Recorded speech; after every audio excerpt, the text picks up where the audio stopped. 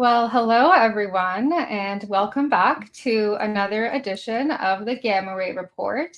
My name is Rose Gamari. I'm an aerospace engineering professional, lifelong science enthusiast, and complete space nerd. And my goal on this channel is simple, and it's to take fascinating science and explain it in a way that's accessible, engaging, and hopefully makes you look at the world and the universe a little bit differently. So, tonight we're going to cover what I think is a very feel good topic because, who doesn't love dogs? We're going to cover one of the most incredible stories in all of evolution, which is the story of how wild wolves eventually gave rise to the hundreds of dog breeds we all know and love today. So, I have a few short videos that we'll be watching tonight about the evolution of wolves to dogs and how that process came about. And I'll be providing some commentary throughout. And then, because since it's kind of around the same topic, we'll also be discussing dire wolves and how scientists recently de-extincted dire wolves. And I'm also so lucky to be joined once again by my incredible sister, Goldie Gamari, and amazing human being as well. And I promise I'm not biased. So, welcome, Goldie. Welcome back to the Gamma Ray Report. Oh my gosh, thank you so much for having me here. Oh, Is there a bit of an echo? oh no, I have an echo.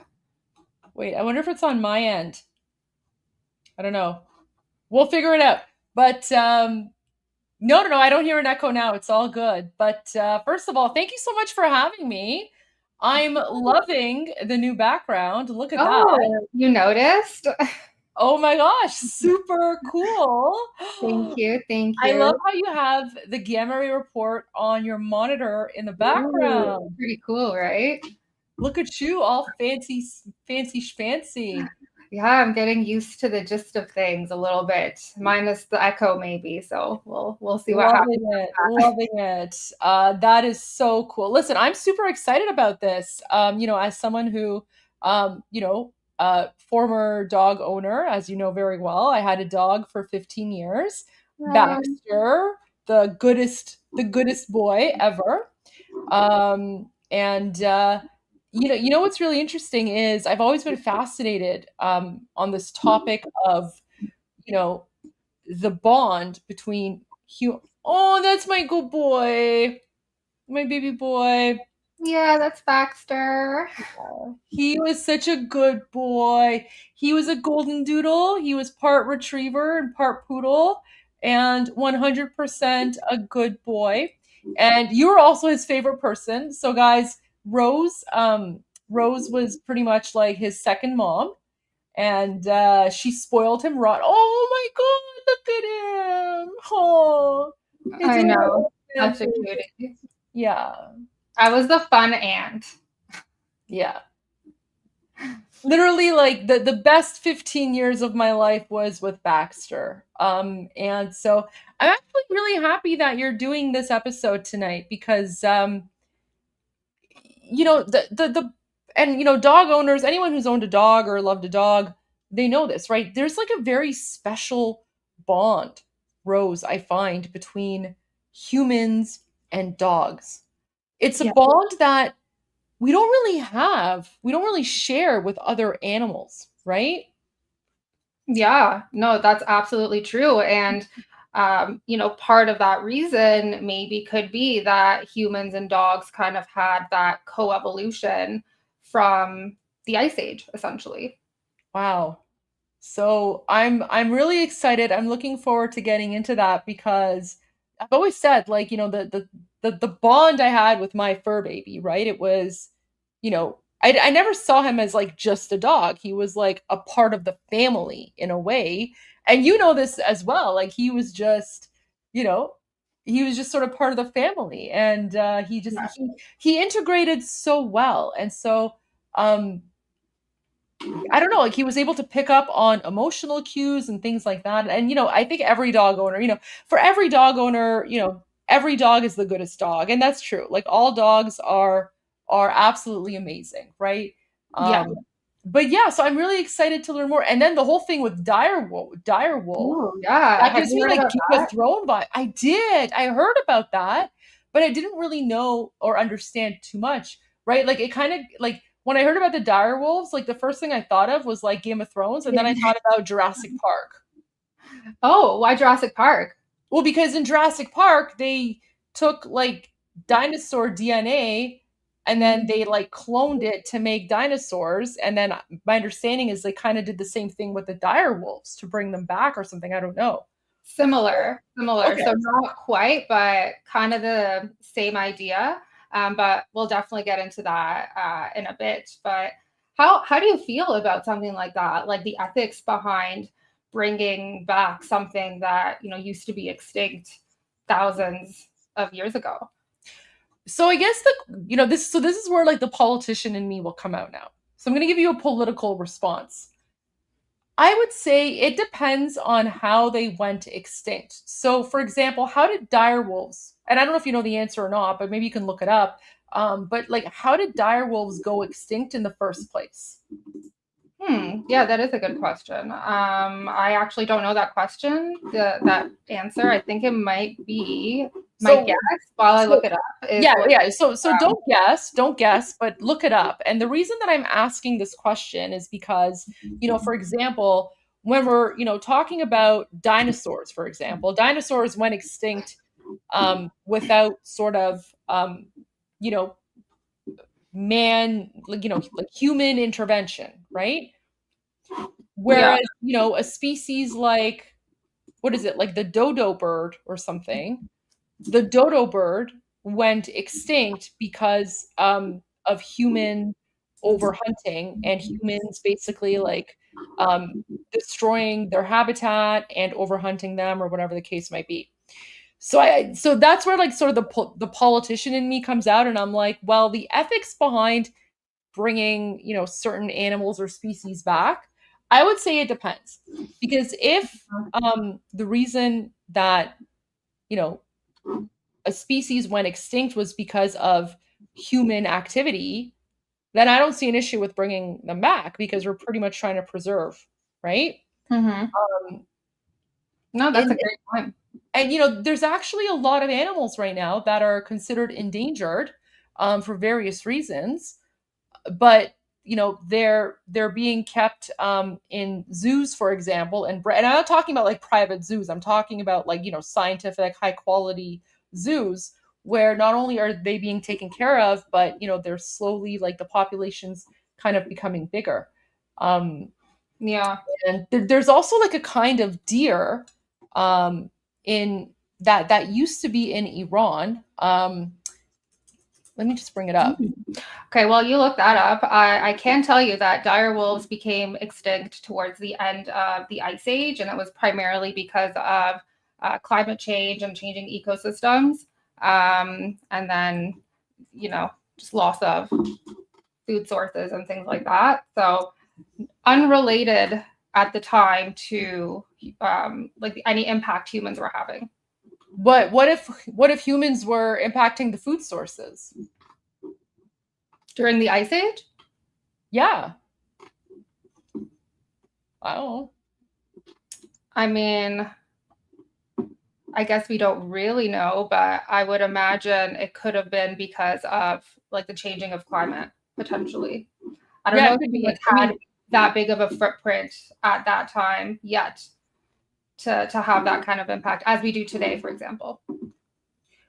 yeah, I mean that could be. I mean, then the woolly mammoth. I mean, in that case, then I mean, I don't know. So, can you maybe explain what the ethics behind this are? Like, what are like the ethics of bringing species back? I think it's really cool to bring species back, as long as they're like slowly and responsibly sort of Yeah. introduced to the environment. But I'd love to hear your thoughts on this. I mean, there's definitely like different perspectives that go around something like that. Like one of the points you touched on was around extinction. So like if an animal has gone extinct because of something that humans have impacted or is close to going extinct, and we want to prevent things like inbreeding within small groups of species that exist today, something like this could certainly be beneficial.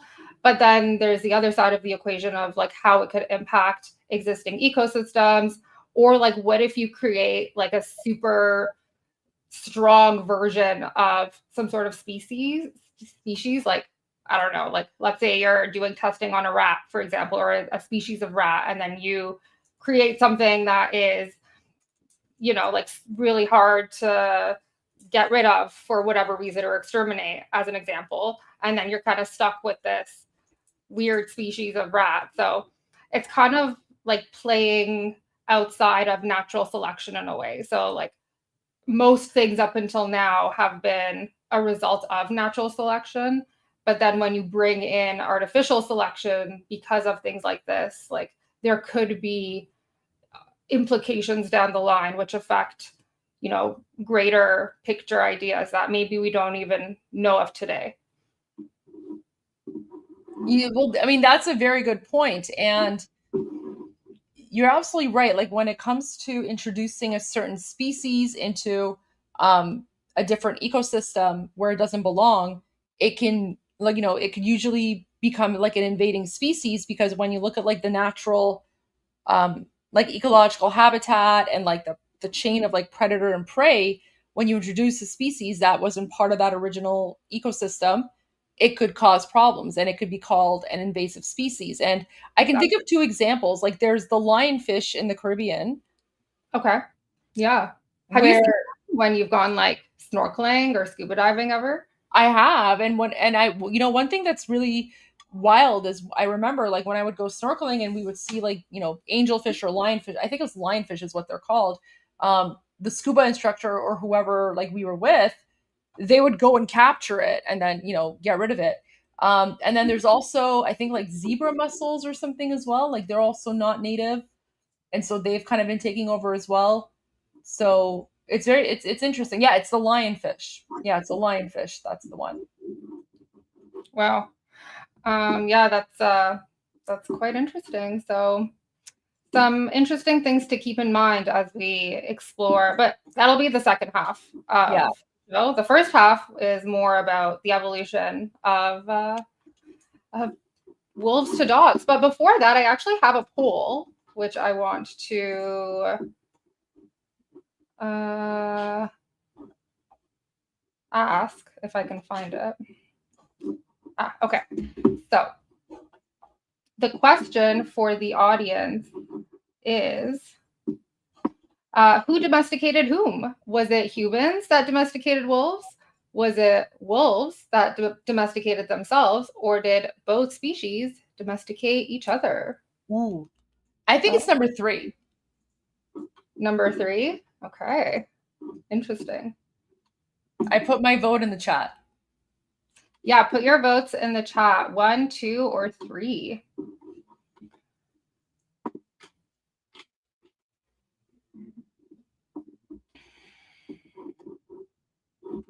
Hmm.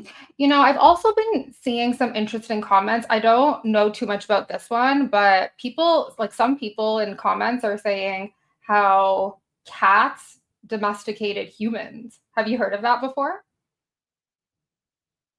Oh yeah, that 100%. That 100%. Like cats domesticated humans. You used to have a cat, Goldie. I did way back, and he totally domesticated me. Like he was the Really? boss. Yeah, he was the boss. How was the experience different from being a cat owner versus a dog owner? Cats are very independent, and cats just kind of see you as like someone that's there to like feed them or whatever. There is a bond, but cats are very much sort of like their own, like, if they don't want you or something, like they'll do their own thing. I would say cats are very independent. Okay. Mm-hmm.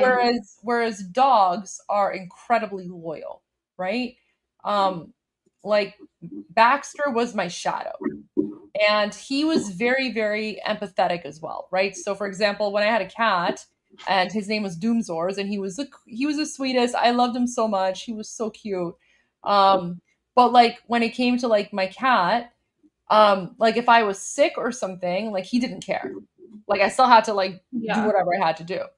Yeah. Whereas like for example with my dog, it's like he could sense when I was like not feeling well. And so, on the days that I was sick or I wasn't feeling well, it's almost as if he knew, like he knew intuitively that, okay, today's not going to be like a normal routine day. And he was just like super chill. If anything, he was even like more calm, even though we couldn't go maybe on as many walks or something if I was feeling sick or something. But yeah, I feel like dogs have more of a like Like they have connection. more empathy. Yeah, dogs are definitely more empathetic. Yeah, that's the word for sure. Yeah. Yeah, that's very interesting. If there are any cat owners in the chat that feel differently, let us know. I'd be curious. But I feel like, as Iranians, Goldie, we also have to appreciate cats with, our country being the shape of a cat. So it's in us in a way. Oh, Um, absolutely. Like, listen, I love cats. I love cats. And I would say that like you can't compare cats to dogs. Like you yeah, can't say one is better than the other. Um, that- both are amazing and both serve a different purpose. And I think both have kind of evolved in different ways. So I think we just have to acknowledge that the experience is different because you're dealing with two different species. So absolutely. like I love both. Like I love cats. And even though my cat was very like independent, we still had a connection. And one of the sweetest things that I remember about my cat is that every night he insisted he had to sleep in my hair. Like In your hair. he had to sleep in my hair. So um if sometimes I would sleep in, I would have my hair in like a loose bun or something, he would meow until I like opened up my hair, and then he would make himself like a nest in my hair. And then, if I like turned around and like I, maybe changed my head and I moved my hair, he would literally crawl over my face and then go to where my hair was, and he would sleep there as well. That's so Um, sweet. That's really so yeah. cute. Oh wow. Okay, so okay, I'm seeing some people. Let me just respond to this comment really quickly. Hi, Ricky. Thank you so much. So wandered your way from Gary at Paramount Tactical and Mart Tardio at Speak the Truth.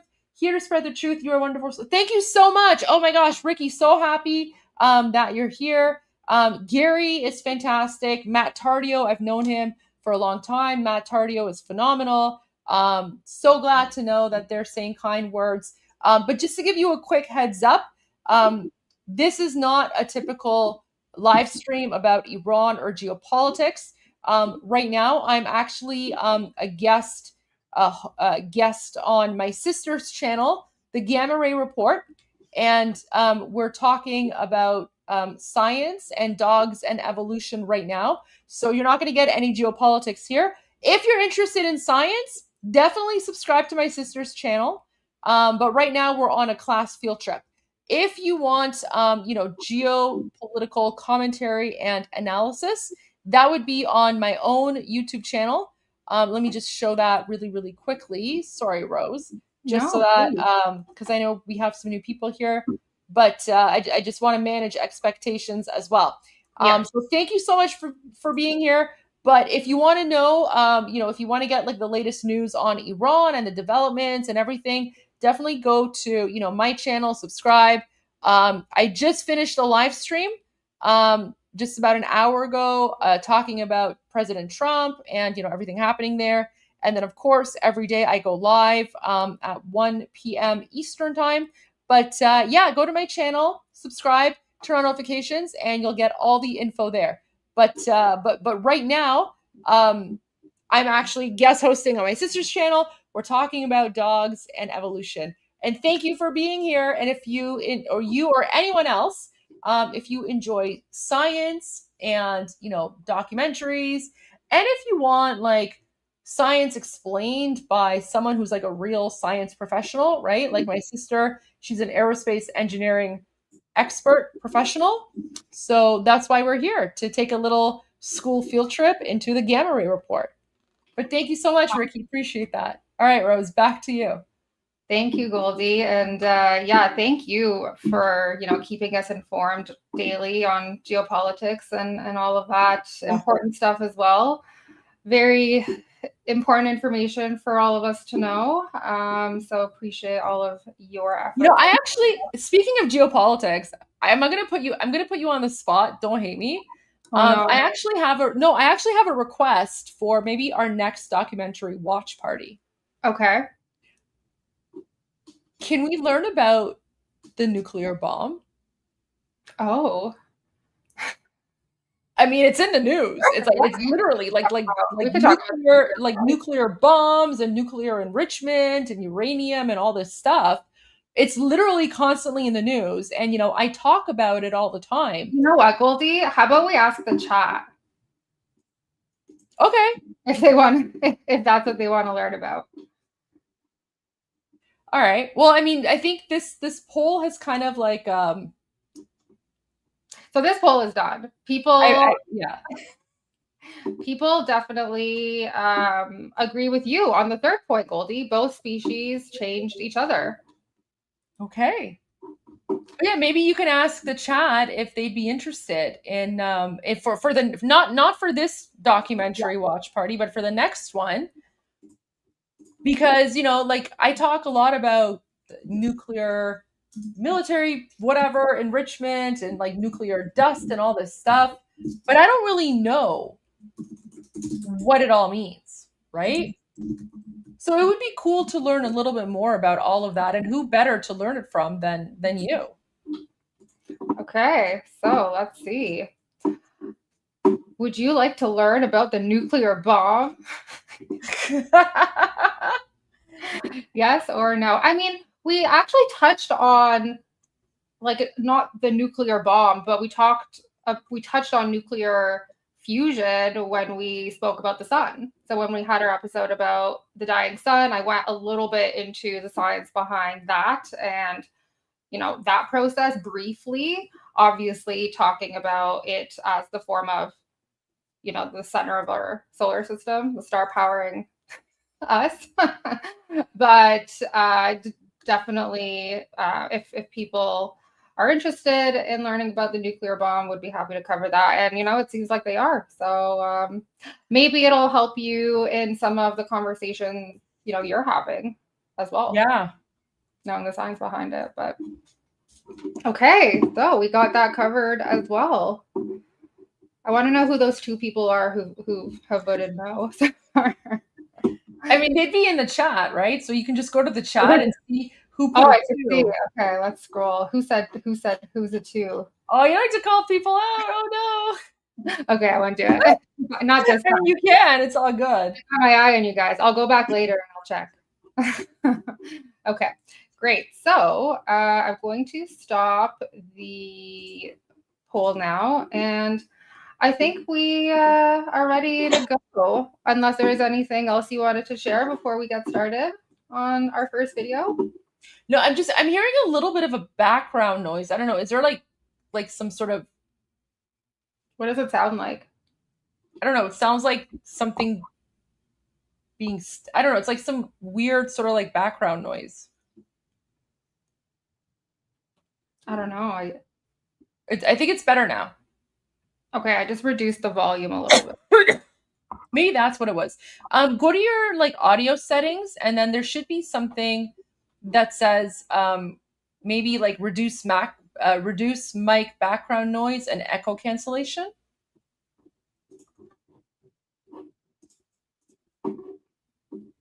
Those are already checked. Okay. But let me know if it comes back. You know what? I feel like it's like your mouse that's kind of moving around or something. Oh, maybe. Yeah, that's what it is. As you're moving things around, that's what it is.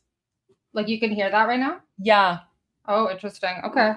Well, I'll have to figure that out. But that's okay. You know what? I had that issue as well, and then I ended up having to buy like a silent mouse that like doesn't. Oh.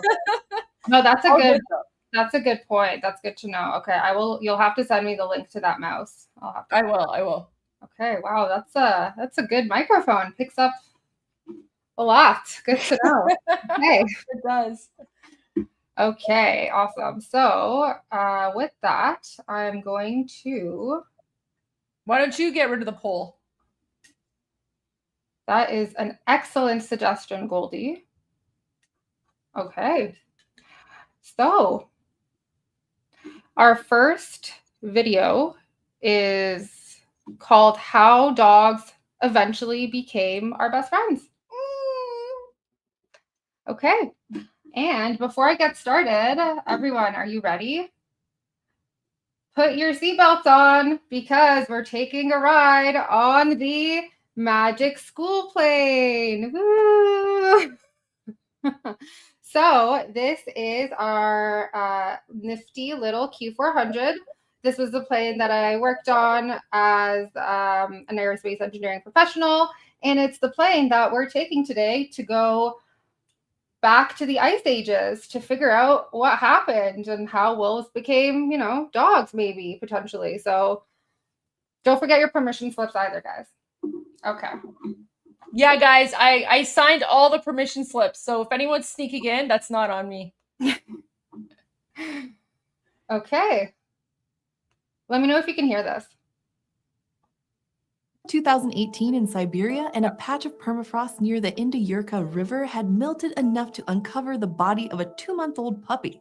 After its almost perfectly preserved remains were discovered, scientists determined that the puppy was an astonishing 18,000 years old. The frozen animal was nicknamed Dogor, not only the word for friend in the local language, but also a clever play on words. Is it a dog or something else? And despite its age, it still had most of its fur, teeth, and even a cute little nose preserved. But while Dogor was in really good condition for a nearly 20,000-year-old pup, Rose, scientists were unable to confirm what species it. I was not ready to start out the documentary with dead puppies. I wish you could give us a warning. Oh no. Hey, I mean, technically it's quite old. It's 18,000 years old. But did you see how amazing it was preserved? Yeah. Like it still had its fur, its teeth, it's like even the nose was intact. And that's because of the permafrost. Um, like normally in like those regions, especially I think she mentioned in Siberia, they have a lot of that permafrost, and it's essentially like a freezer, and it could really keep things intact. Like But anemone?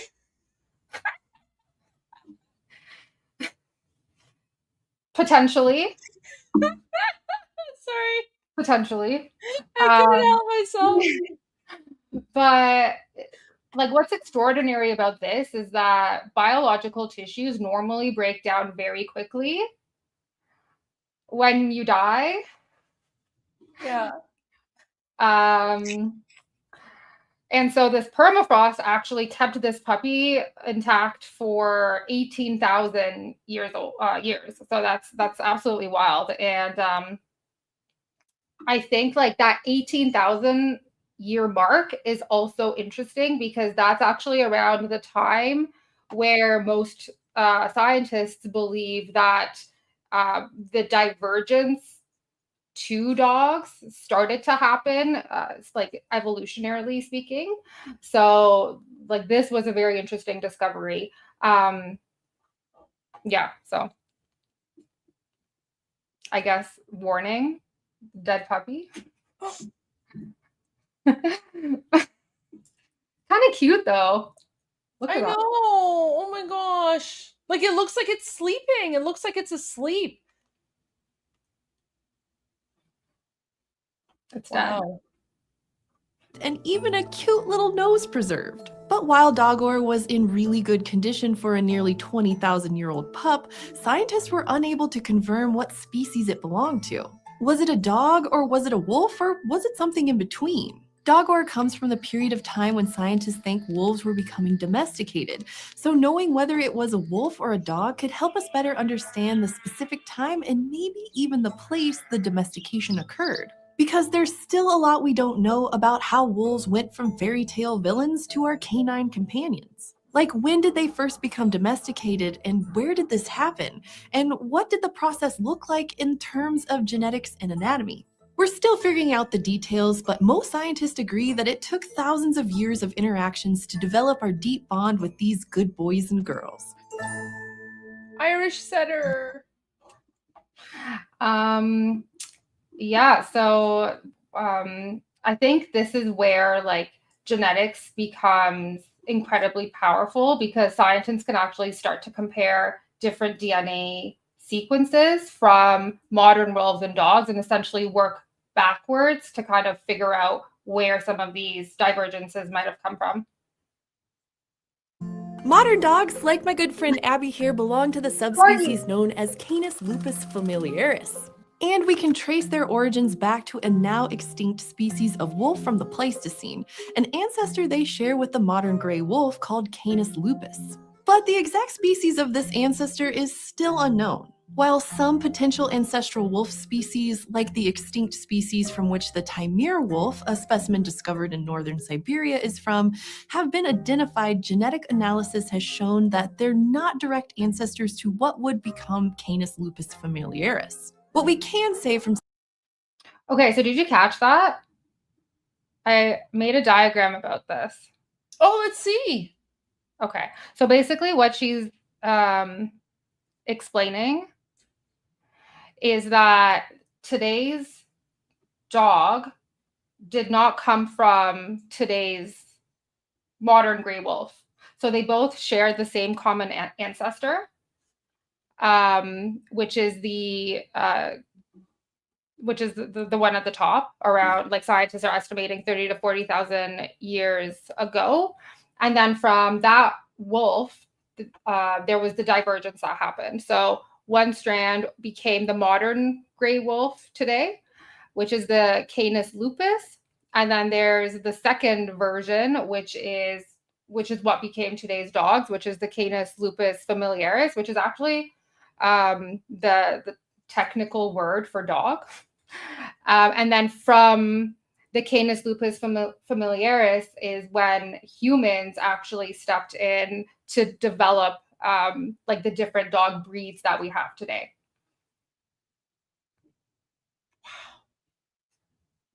So, okay, like that's actually really good to know because I guess a lot of people think like maybe dogs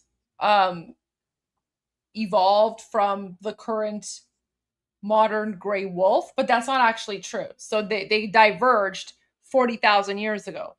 The ones that, went more towards humans eventually became dogs, and the ones that didn't evolved into the modern gray wolf. So they share an ancestor. Exactly. So it would be like they're it's almost like they're cousins or something, right? Like one is not the father or mother of the other.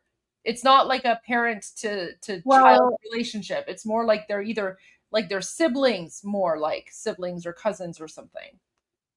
Yeah, well, that's exactly it. So they share that common ancestor. Even like if you compare like humans to chimpanzees, for example, there's a common ancestor, but there's been divergence through evolution, and then the percentage similarity between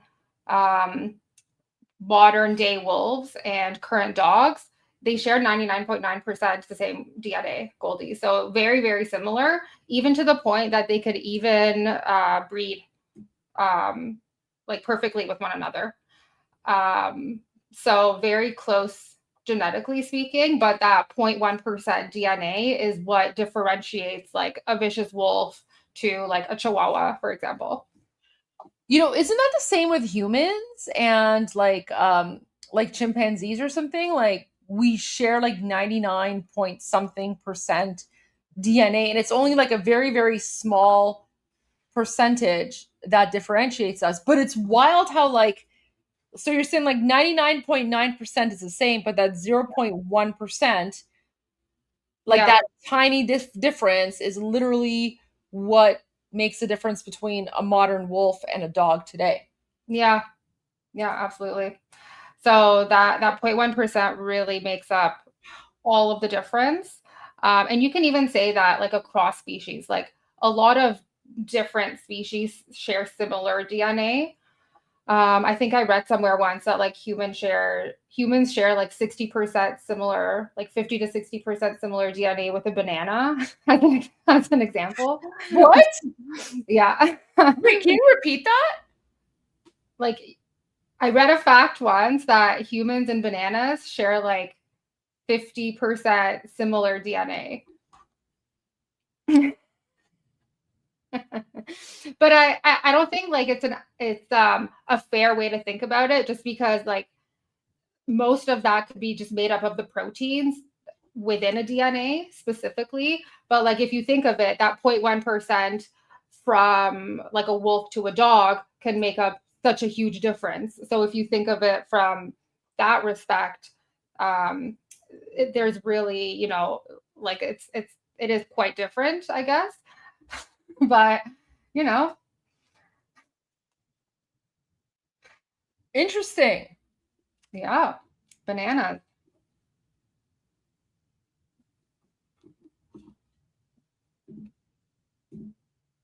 Is from have been identified. Wait, can you go back like shown that 15 seconds? Because I did. interrupted. Sorry. Oh, you did. Okay, sorry.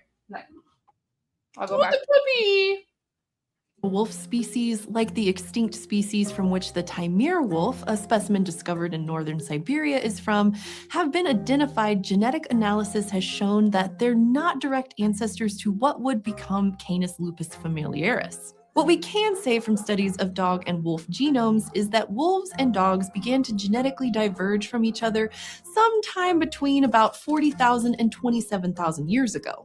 And figuring out the exact timing is tough because it looks like the split happened over a very short period of time, and there was probably interbreeding between domestic dogs and wild wolves along human migration routes. So dogs still looked pretty wolf-like at the start of domestication. It's also complicated because these two species diverging genetically isn't necessarily the same thing as domestication. One's just a split in the gene pool, while the other is the whole behavioral and genetic process that humans were involved in. But one of the key genetic traits wolves and modern dogs share that has been really strongly selected for in modern dogs seems to be hypersociability, which is the tendency for adult animals to initiate social contact even with members of other species. And for some wolves, this tendency, along with other behaviors like scavenging for food, could have made them a better fit for eventual domestication. These traits also would have been useful as human settlements became more widespread, with resources that these canines definitely would have wanted. This is known as the commensal pathway to domestication, where an animal benefits from a relationship with humans, but there's little to no benefit for the humans themselves. Well, at least at first. In this case, so yeah, like essentially here, like when humans used to live in these camps, it almost represented like an ecological opportunity for the wolves, because obviously like humans leave food behind, and like those scraps attract different scavengers, and then scavengers are obviously food. So could have been these specific wolves that wanted to gain access to like an entirely new niche of like resources, including like food. And then when you go back to things like natural selection, that started to favor some of the wolves that were maybe less shy to approach humans and like more tolerant of like human behavior and things like that. So I think that's probably where some of this started to take place. proto-dogs were drawn to the discarded human food, which also likely attracted other animals that they could have preyed on too. And there seems to be some evidence that this was probably happening around 28,000. Just so on the whole topic of what she just said about like humans like discarding their food waste and how that attracts animals. Remember we went hiking one time. I'm not going to say where, and then we were like eating peanut butter sandwiches and there was like a black bear warning and we had no idea. No.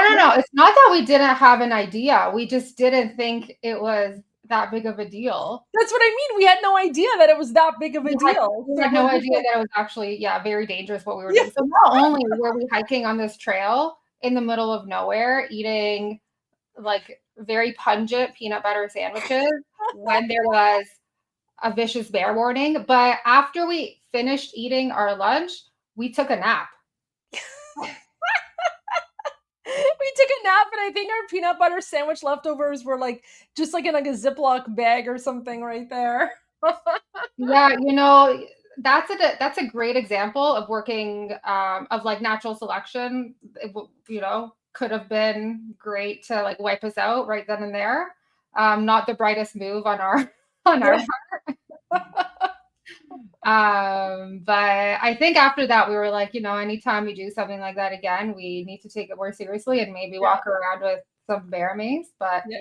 We learned our lesson, guys. We learned our lesson. But that was like years ago. We were like much younger. This is like, I don't know, 15, yeah, 16, it was a long 17 time years ago. ago. Yeah. Long time ago. We're like, we'll be fine,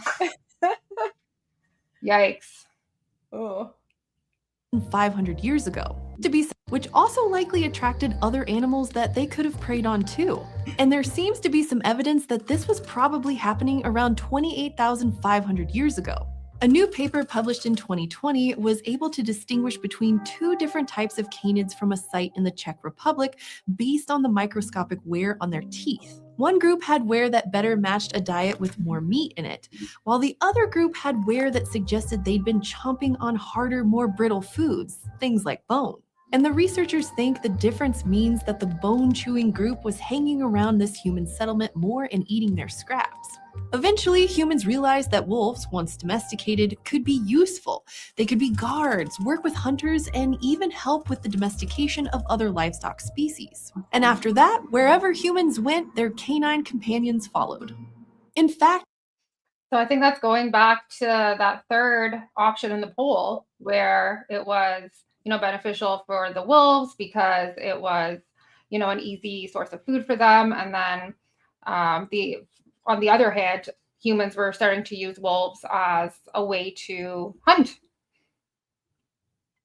we can actually track the spread of agriculture through a particular genetic adaptation in dogs. In 2013, scientists were able to isolate the gene associated with the change from the carnivorous diet of wolves to a more starchy diet in dogs. Domestic dogs have more copies of the gene known as AMY2B than wolves do.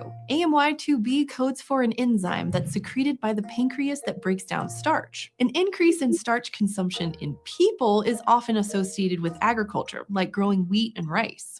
And domesticated dogs living in human settlements would have been fed the kinds of things that people were eating too, along with the difficulties in figuring out.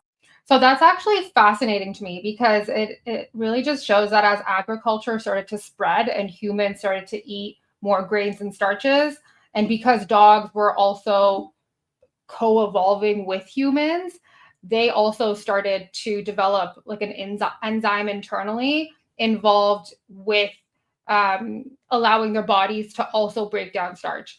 So like dogs literally changed their digestive systems to match our diets, which is part of the reason why, for example, like today, dogs are like, they can eat things like this, whereas cats like can't really, eat like starches and grain and things like that. So I think that's like a great. Cats are like pure carnivores.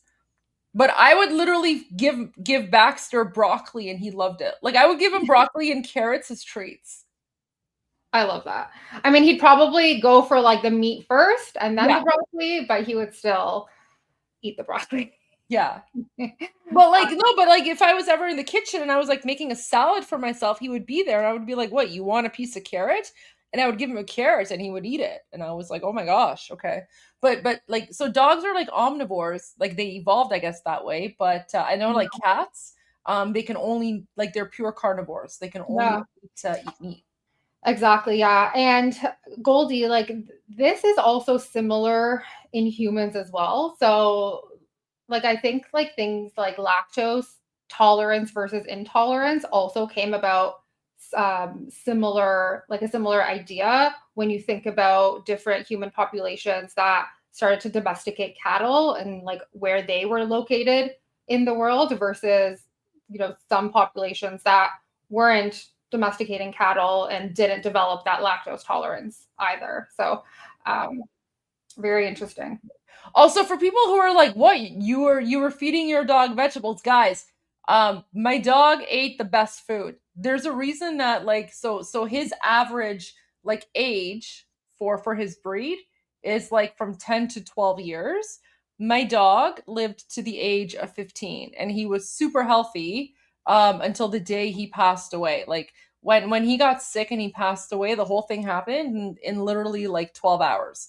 The day before, we were going around, walking around, running. So he was 15 years old, which is like very old in dog years. And he ate a lot of like high quality meat, salmon skin, eggs, like raw eggs, all this stuff. But yeah, like he would get some vegetables as treats, because vegetables are low calorie option for treats. So yeah, he loved carrots and he loved broccoli as a treat. But Love no, it. don't make your cats vegan. Like anyone who like you don't even make like dogs can't be like vegan either, right? Like all these weird vegans who Yeah, like yeah, just yeah, feed yeah. their dogs and cats like vegan diets, like that's not good. Like that's pretty much animal abuse at that point. Oh, 100%. Yeah. And fed the kinds of things that people were eating too. Along with the difficulties in figuring out when dogs were domesticated, there's also been some debate about whether it happened once or more than once. Like cats, dogs were once thought to have been domesticated twice, because in 2016, researchers showed that the genetic divergence between European and Asian dogs seemed to happen after dogs were found in those areas, suggesting domestication happened in both Europe and Asia. However, another study from 2017 suggests that dogs may have only been domesticated once. This research on the genomes of two really old dog specimens from Germany shows that this might have happened as far back as 20,000 to 40,000 years ago. One set of dog remains was 7,200 years old, and the other was 4,700 years old. And by comparing them to modern wolves and dogs, scientists were able to find that they both had between 70 to 80% of European ancestry within their genetic makeup. And this study found a much older date for the genetic divergence between European and Asian dogs than the 2016 study did, old enough to suggest that domestication happened just one time. So it seems there was one continuous lineage of domesticated dogs, instead of two separate domestication events. While we're still figuring out when all this took place and how it happened, it didn't seem to take that long before people were deeply attached to their pups, and we can see this bond in the archaeological record with burials. Across Europe, Asia, Africa, and North America, dog burials can be found spanning the late Pleistocene to the mid-Holocene epoch. What makes these Sorry, I just want to say that like I absolutely love that because like I think archaeology shows us something that just like pure genetics alone can't, and that's things like emotion, like human emotion, and like not just human emotion, like maybe also like dog emotion, but like just the fact that scientists have found these dogs buried with humans all over the world like really means that there was this bond and that humans cared for them. And like these are ancient people, like these are, ice age people. So like think of how scarce food was as an example for these people, and like they were eating their dogs once they died to like use them for calories because like calories were so precious at the time, like you don't know when you're going to eat again, but like people were investing their time and their resources into like not only keeping their dogs alive but that actually giving them proper burials, and like using them as companions. So at this point, they're really not just like a utility anymore. And like now we're starting to see evidence for things like attachment and compassion and like even grief. Like burials are like it's such a cultural thing for humans to do, right? So it's really showing one of the oldest emotional relationships between different species on Earth that we know of. Rose, I sent you something in the studio chat that I want you to read. But did you know that, you're speaking about ancient peoples and stuff like that? I just looked this up. Okay. Our ancestors, like I'm literally talking about you and me, our ancestors 7,000 years ago Okay. over 7,000 years ago had a really strong bond with dogs in Khuzestan. Oh, no way. Yeah, I just sent it to you so that you can read Okay. it. I That's looked really it up, but it's in the studio chat. So if you just want to read that cool. text. So it says, in ancient Persia, dogs were highly revered, deeply ingrained in daily life, and held sacred under Zoroastrian belief. Archaeological and osteological evidence from Khuzestan in western Iran, that's where we're from, shows dog domestication dating back to 5,500 BCE. They were primarily kept as devoted companions, hunting aids, and crucial protectors of flocks and households. Oh, that's so sweet. That's Elam and in Shushanak. There you go. That is. These are, we're their descendants. Yeah. I love that. Thanks for finding that and for sharing. Little cool fact about like just our heritage, you and I, going back to Khuzestan because that's where we're from. Yeah, So there you that's go. really cool. I love that. Can be found spanning the late Pleistocene to the mid-Holocene epoch. What makes these dog burials special is that many of them were treated and deposited in ways that are really similar to how humans are buried. This implies that these dogs were seen as very close companions even in death. For example, the remains of a male dog were recovered by archaeologists at a 9,000 or so year old cemetery in Siberia, alongside other artifacts like a spoon made from a large antler. This dog was an older adult with evidence of wounds that were partially healed by the time he died, showing that he had been cared for during his life. An analysis of the chemistry of one of his vertebrae showed that his diet included both terrestrial and aquatic resources, similar to the diets of the people at the site. This might mean that these dogs and humans lived in close proximity, even sharing food. We also see mixed burials in some cultures, where both dogs and humans were laid to rest together. In fact, the earliest known burial of a dog, a puppy, that was buried around 16,000 years ago in Germany, was actually found alongside 2 human bodies. Dogs were also buried alongside their humans in Egypt, where dogs were often used in hunting and guarding. This may have been the case for a mummified dog found in a tomb at the Valley of the Kings, which may have been a favorite hunting dog of one of the rulers buried nearby. Over thousands of years, domestication created both physical and genetic changes in dogs. While many early dogs looked pretty similar to each other, new breeds were developed to meet a variety of human needs, and coat colors and textures became more diverse. Many of these changes can be traced to the crossbreeding and hybridization of individual dog populations, as humans moved around the planet with their canine companions and came across new groups of canids. Today, there are hundreds of dog breeds, and most of them aren't actually that old. They came about because of the introduction of dog shows during the Victorian era in Britain. So dogs were originally drawn to our ancestors for food, but they eventually bonded with us, working and living alongside us for thousands of years. And this bond continued even after death, based on the archaeological record of humans. Sorry to interrupt. So everyone watching, guys, I'm gonna take like a 5 or 10 minute break because I literally haven't even had my breakfast yet. So I'm gonna be here, but I'm just gonna like eat my dinner really quickly. Enjoy. Backstage. What are we eating? I'm eating avocado toast with smoked salmon and some like green herbs on top. So yeah, that's like my breakfast, lunch, dinner. Very nutritious. I will. I'm gonna enjoy it. So I'm gonna be watching like backstage. So I'll be here, guys, but I'm just gonna be like behind the scenes, so I can like eat my food, and I'll be back. But I'm watching. So just want to make a note about this part since we paused, but like you could go backstage, Goldie. It's fine. You could just listen. But most breeds are actually part of the Victorian era, so they're not like dog breeds are not ancient. So when we think about dogs and humans sharing history for like tens of thousands of years, we're not talking about like Chihuahuas or golden retrievers or like pugs. It's really like that's a more recent thing from the Victorian era. And those breeds are actually quite surprisingly young when you think about it from from an evolutionary perspective, many of those modern breeds are actually brand new.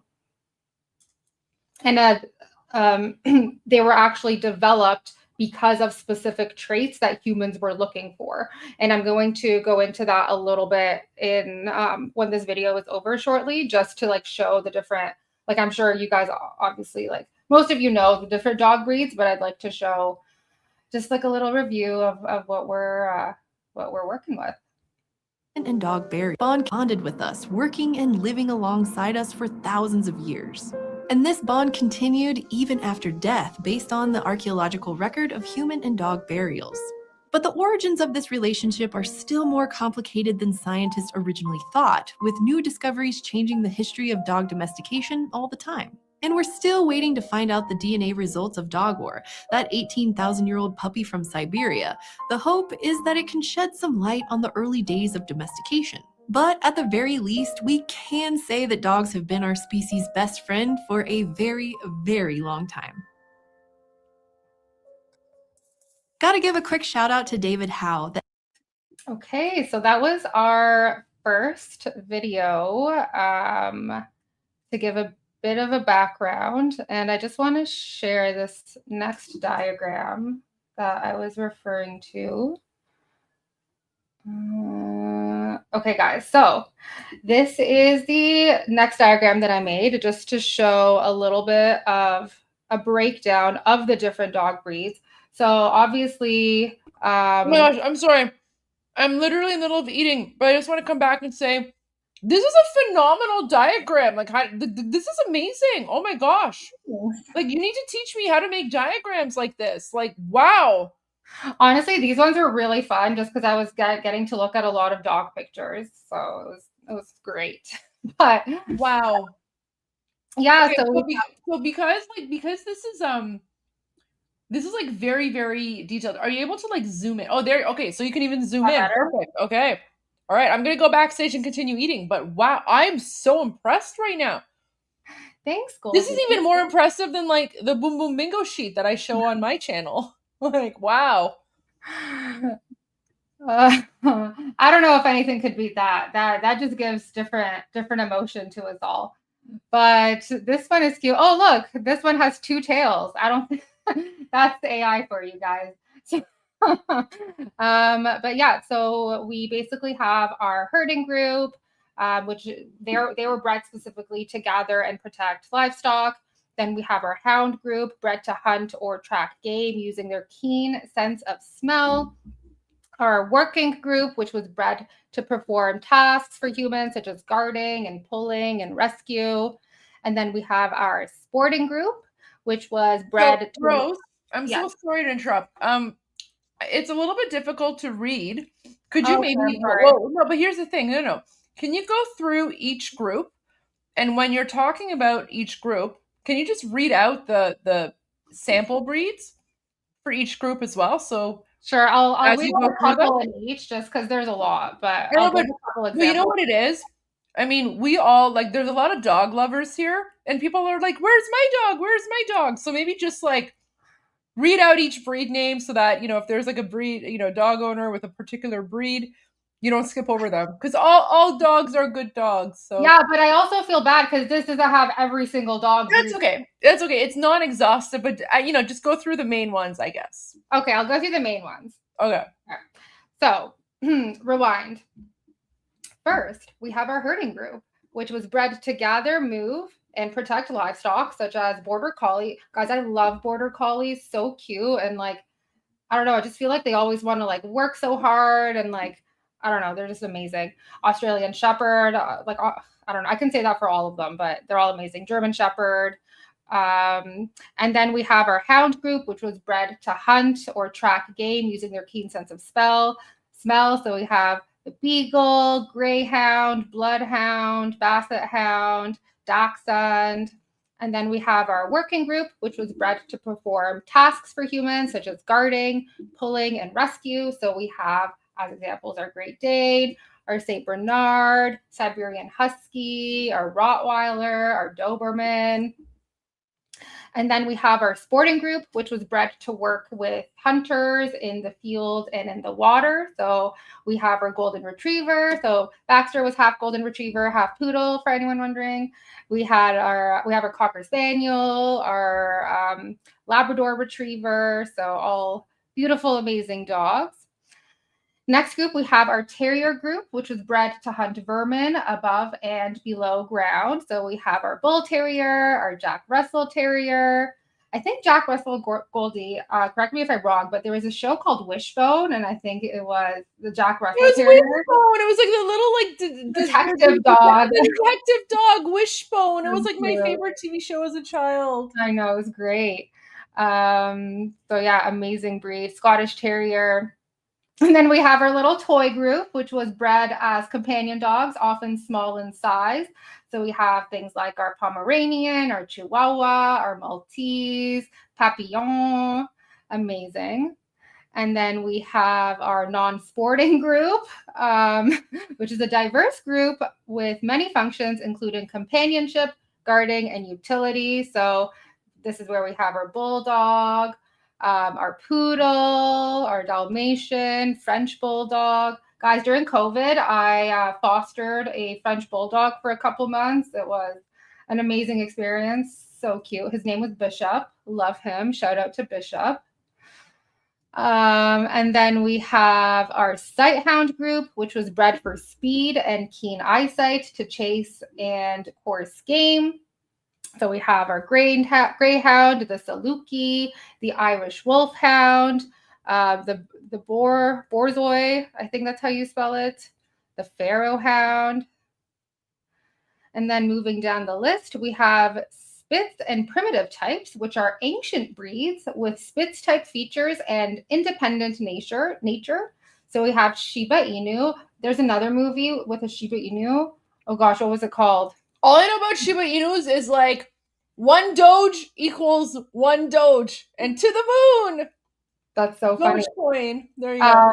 The movie was called Hachi, and it's got a Shiba Inu, and it's like the sweetest, but like really like a kind of heartbreaking movie, but like a really, really good dog movie.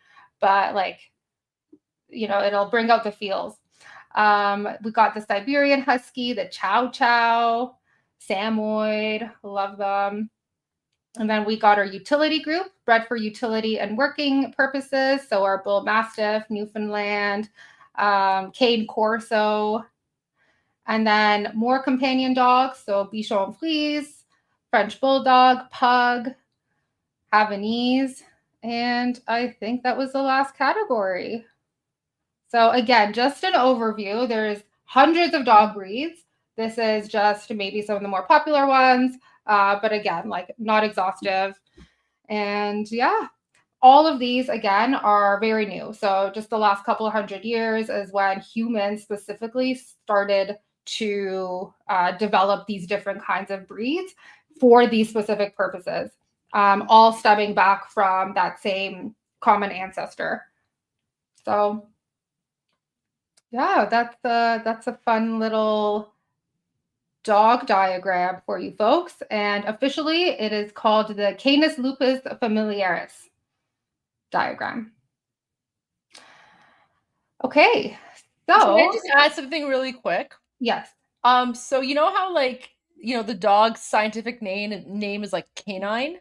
Mm-hmm. So I also think it's super cute that for police dogs they're called the canine unit, Yeah. but it's like a K and then a 9, right? I it's love like that. the super cutest thing ever. It's like the canine unit. So. I know. And those are the best dogs, honestly, like the best working dogs. Like, yeah. I love them so much. Like anytime I'm like walking through an airport and like I see like a canine unit, like I just always want to go play with it, but I have to like refrain myself. Yeah. And they're like the friendliest dogs, but like, they're on duty and they're working, right? But I just think it's super cute how it's called the canine unit. I know, adorable. Okay, so shall we move to our second video? Yeah, and I'm halfway done eating my dinner, so I'll be back halfway probably through the documentary. But I'm watching backstage, as you know, because every once in a while I'll pop up and comment because I want to say something. But wait, Rose, Where was Lassie? Oh. And you know what? We'll have to find Lassie after. Yes.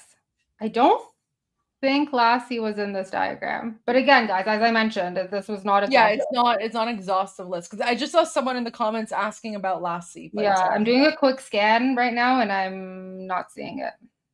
We'll find it out after. Okay. So this next video is called How Humans Accidentally Created Dogs.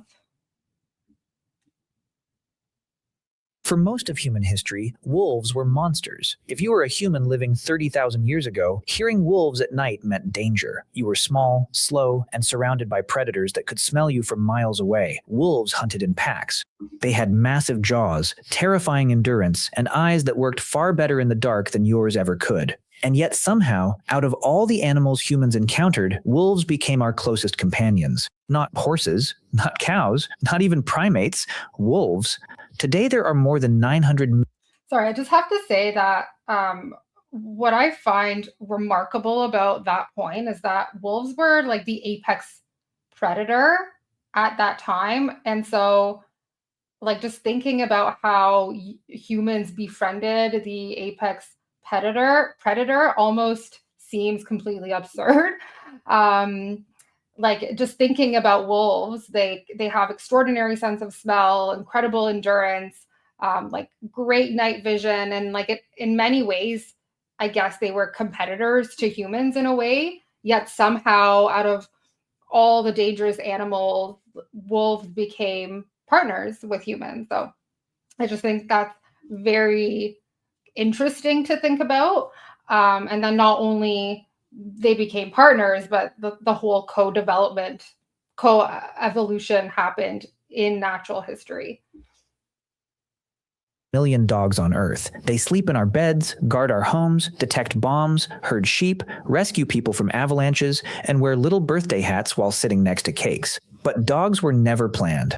No human tribe sat down and said, "We should invent a fluffy animal that plays fetch." Dogs were created by accident. And the strangest part is that wolves may have started domesticating themselves before humans even realized what was happening. To understand how this happened, you have to imagine the world during the Ice Age. Around 20,000 to 40,000 years ago, humans lived as hunter-gatherers.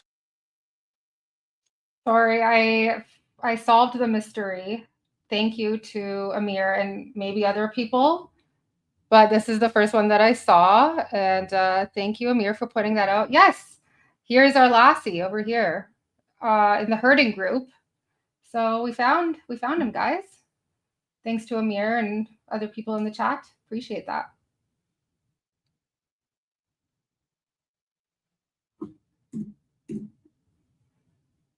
Realized what was happening. To understand how this happened, you have to imagine the world during the Ice Age. Around 20,000 to 40,000 years ago, humans lived as hunter-gatherers. Small bands of maybe 20 to 50 people moved constantly across enormous landscapes searching for food. Life was brutal. Most hunts failed. Winter killed people constantly. A broken leg could mean death. And at the edge of every human camp, just outside the firelight, wolves waited. Now here's the important part. Humans are messy eaters. Even during starvation, hunter-gatherers left behind bones, scraps, skins, and partially eaten carcasses. To a wolf, a human camp was basically a moving pile of free calories. At first, wolves probably approached cautiously. The bold ones crept closer. The aggressive ones got speared. The terrified ones stayed far away and got nothing. But somewhere in those wolf populations, a few individuals were different. Less fearful, less aggressive, more curious. Modern genetics suggests some wolves may simply have been born more comfortable around humans, and over generations, those wolves survived better than the aggressive ones. Instead of risking injury hunting dangerous prey themselves, they could simply follow humans and eat leftovers near camp. Over time, evolution slowly filtered wolves based on personality. The friendlier wolves got more food. The calmer wolves stayed closer to camp. The hyper-aggressive wolves died. And eventually, those wolves began changing physically too. So just a point about that. So obviously, like as it was mentioned in the video too, at this point, calories are everything. Like you don't know when you're going to eat next, so you want to consume as much as you can when you can. But when you think about things like natural selection, it doesn't always reward like who's the strongest or who's the bravest or who's the toughest. But what it does reward is things like reproductive success. So if you're able to stick around for longer, and you're able to reproduce, then evolution is going to be in your favor. So if scavenging around humans at the time provided more energy with less risk because like you're not chasing any sort of dangerous prey, then evolution would favor that strategy. This sounds fake. Wolves died, and eventually, those wolves began changing physically too. This sounds fake, but scientists have actually watched something similar happen in real time. In 1959, a Soviet geneticist named Dmitry Belyayev started an experiment in Siberia using foxes. He wanted to understand how domestication worked, so every Sorry, I don't know if it's just me, but I keep hearing Siberia in like all of these videos. Like everything is happening in Siberia. Just an interesting thing I caught. In Siberia using foxes. He wanted to understand how domestication worked, so every generation he selected only the tamest foxes for breeding. That's it. He didn't train them. He didn't teach them tricks. He simply bred the least aggressive foxes over and over again. And within a few decades, the foxes started behaving like dogs. They wagged their tails. They whined for attention. They licked people's hands. But then something even stranger happened. Their bodies changed too. Their ears became floppy, their snouts shortened, their fur developed patches of white, their tails curled, and strangely, when animals become less aggressive, their appearance often changes too. Scientists noticed that domesticated animals across many species tend to develop softer faces, smaller jaws, patchier fur, and floppier ears almost automatically. The first proto-dogs may So this scientist was only selecting those foxes based on their behavior and how tame they were. So he wasn't selecting them based on how they looked or anything physical. It was really just that one particular behavior trait, which was how tame they were. But even like regardless of that, their physical appearance started to change. And they started to develop things like the floppy ears and like the shorter snouts. So I think that's very interesting just to think about how evolution and domestication specifically could actually start to alter the way that an animal looks like in favor of what a human would prefer.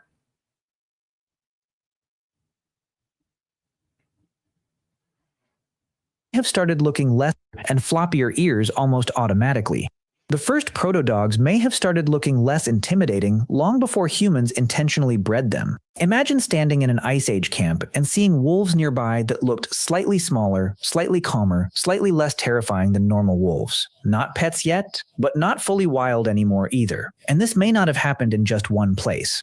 Humans and wolves were likely forming relationships across huge parts of the ancient world at the same time. For thousands of years, this happened silently, no human realizing they were watching evolution unfold beside their campfire. And humans probably noticed the benefits very quickly. Wolves hear things before humans do. They smell predators from huge distances. They track prey far better than humans can. A wolf hanging around camp was basically a living alarm system. If bears approached, the wolves reacted first. If strangers appeared, the wolves noticed. If prey animals were nearby, wolves could help locate them. Once both species started helping each other survive, the relationship accelerated. This is why dogs are considered the first domesticated animal in human history. Earlier than sheep, earlier than goats, earlier than farming itself. And when humans eventually invented agriculture, dogs changed again in order to stay alongside us. As humans began farming and eating more grains, dogs gradually evolved to digest starch far better than wolves could. Think about how extraordinary that is. They were surviving with us before the invention of writing, before cities, before metal tools, before the pyramids, and over thousands of generations, humans and dogs began changing each other emotionally too. When humans stare into a dog's eyes, both species release oxytocin, the same hormone deeply involved in bonding between parents and children. Wolves don't naturally do this with humans. Dogs do. Your Labrador staring at you lovingly is not random behavior. Evolution shaped dogs to emotionally connect with human brain. I think this was similar to what Goldie you were explaining earlier with Baxter, and like how the way he was looking at you was almost like his form of communication, and it was bonding beyond just looking at you as like a human. Yeah, like we like him and I, we would just look at each other and it's like we were just communicating without saying anything. I don't know, but yeah, like that, the eye contact between him and me, it's hard to describe, but like we would just look each other in the eyes and we would just kind of feel better. And like, you know, he would kind of sometimes like he would even like just kind of communicate just by like looking at me and then maybe like shifting his eyebrows or something. But I remember like right before he would want to like go to sleep, he'd have to be in a place where he was like able to make eye contact with me, and I would like look at him, and then after like a few moments then he would just kind of like fall asleep, like after he made eye contact with me, as if like, you know, like okay, like I'm satisfied, like mummy's okay, I can go to sleep now or something. But that eye contact was critical to strengthening the bond that I had with him. Yeah. So, and like the documentary mentioned, like it's oxytocin, right? So it's Yeah. heavily involved in things like social bonding and even like parent-child attachment, and it's also existing in humans and dogs when they have that connection and that bond. And like the more you do it, the more oxytocin you release, and the better it feels, and like the more you bond. So like what? Sorry, I just no, I don't recommend that. Good luck, Viper Optics.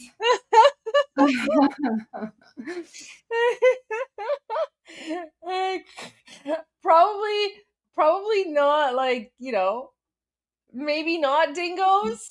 Maybe a dingo baby. If you start with a baby, like don't start with a grown up, but maybe the baby. But like don't also steal a dingo baby from the mom. Like that could also be dangerous.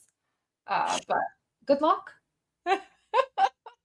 Honestly, some of the comments in the live stream, like, you know what? I just have to say, like, we have the best, like, well, not we, but you have like the best viewers here. Like, just the comments are so great. And guys, we are reading the live stream comments, and yeah, like some of the things you say just makes me burst out laughing. So Viper Optics, thank you for that. That I needed a good laugh. That was a good one. Yes, that was funny. And I do, like, even though I'm not catching everything right now, I do go back and I read everything later. So you cannot escape me. All right, I'm gonna finish my dinner. I'll be right back. Okay. Wolves don't naturally do this with humans. But Dogs do. Your Labrador staring at you lovingly. Sorry? I was gonna say, but I agree with this part, so I'll go in a moment because I was watching this part, but I love this part. Okay, sure. Look, that's you and Baxter. That looks like Baxter. Yeah. Release oxytocin, the same hormone deeply involved in bonding between parents and children. Wolves don't naturally do this with humans. Dogs do. Your Labrador staring at you lovingly is not random behavior. Evolution shaped dogs to emotionally connect with human brains. Dogs even evolved facial expressions that humans instinctively respond to. Those famous puppy dog eyes may have become more common simply because humans were more likely to care for dogs that looked emotionally expressive. Some anthropologists think dogs improved human hunting success so dramatically that humans with dogs simply survived better than humans without them. Dogs may have helped humans spread across the planet, but domestication also came with a cost. Dogs lost much of what made wolves wild. Many modern breeds suffer severe health problems caused by human breeding. Pugs struggle to breathe. Dachshunds often develop spinal problems. Bulldogs sometimes cannot even give birth naturally, and yet traces of the wolf still remain inside them. When dogs circle before lion. Yeah, that piece is always, also kind of sad to think about, because like some of these dogs do have health problems, and like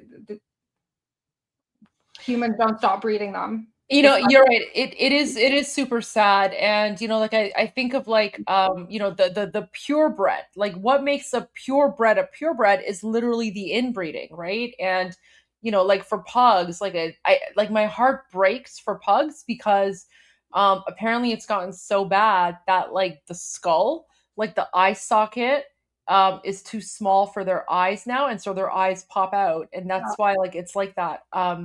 And that's actually one of the reasons that I chose to get like a golden doodle and not like a purebred, because a golden doodle is like a mix, right? So it's like a golden retriever and a poodle. And I think that's probably one of the main reasons, aside from the way that I took care of him, but from one of the reasons why Baxter lived such a long and healthy life is because he wasn't purebred. So he didn't have all of those like guys, like yeah, like think about it from like a human perspective. Like there's a reason that like brothers and sisters don't marry, or even like cousins don't marry, right? Because that inbreeding causes genetic problems. Unfortunately, with like certain like dog breeds, or maybe even all dog breeds, that inbreeding has gotten so intense that it's causing like genetic issues.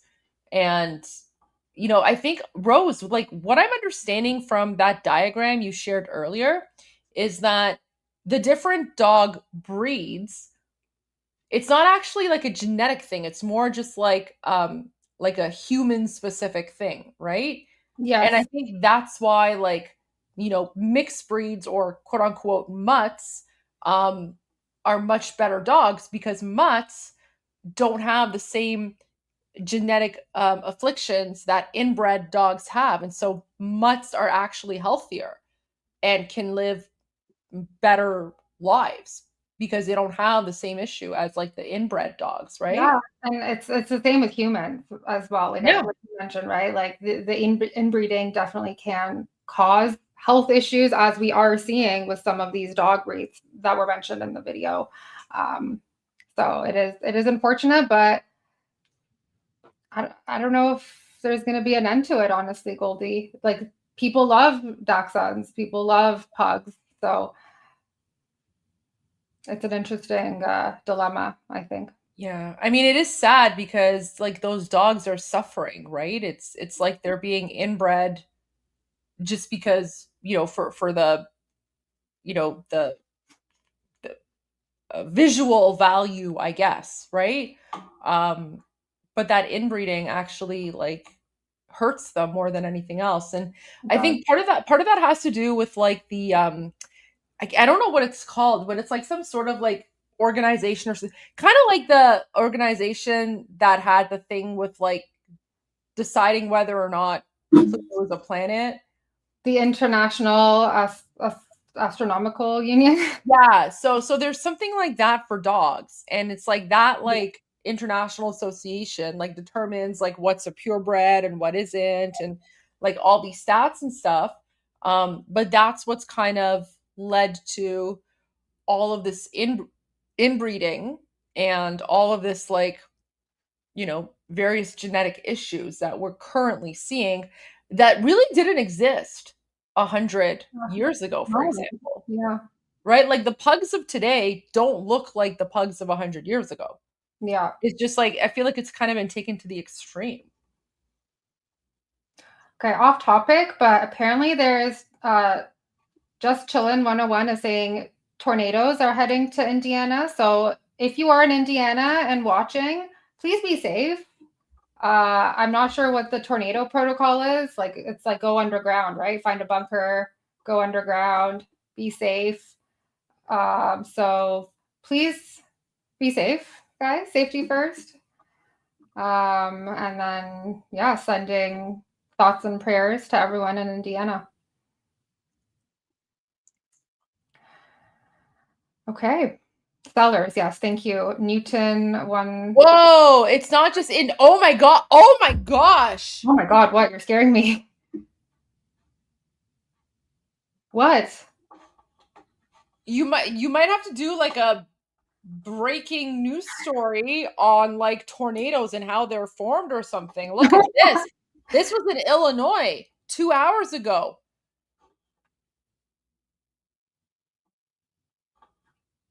Yikes. You should bring that up on your screen and share I that. don't know what I'm looking at. Oh, you sent me something. Yeah, sorry, in the studio chat. Okay. Sorry. When I say I just sent it to you, I apologize. I meant No, in the it's studio fine. chat. I'm just sorry. I assumed you were like, Armin for a moment. I apologize. But oh my gosh, okay, make it big. So first of all, pause it and then make it big. Oh my God, I feel like I'm Armin. And then go back to the beginning. No, you're not Armin. You're way cuter. It's fine. My browser, of course, lost connection to audio. Do we need audio? I think so. I don't know. That's okay. So just stop sharing and then reshare. Okay. Sorry, folks. Please hold. Do I need to close the No. Twitter browser too? No.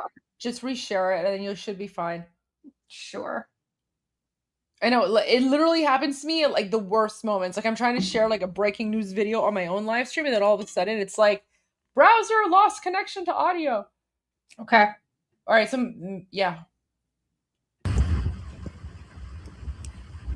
that's huge. That is.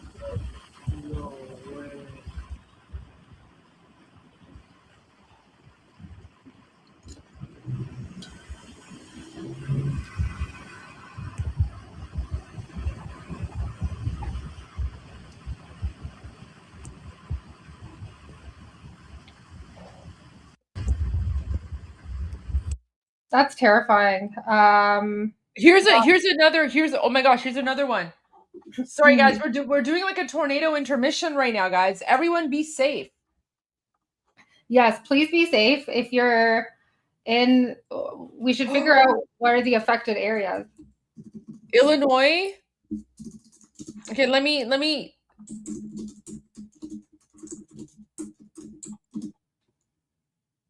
So across the Midwest, it sounds like.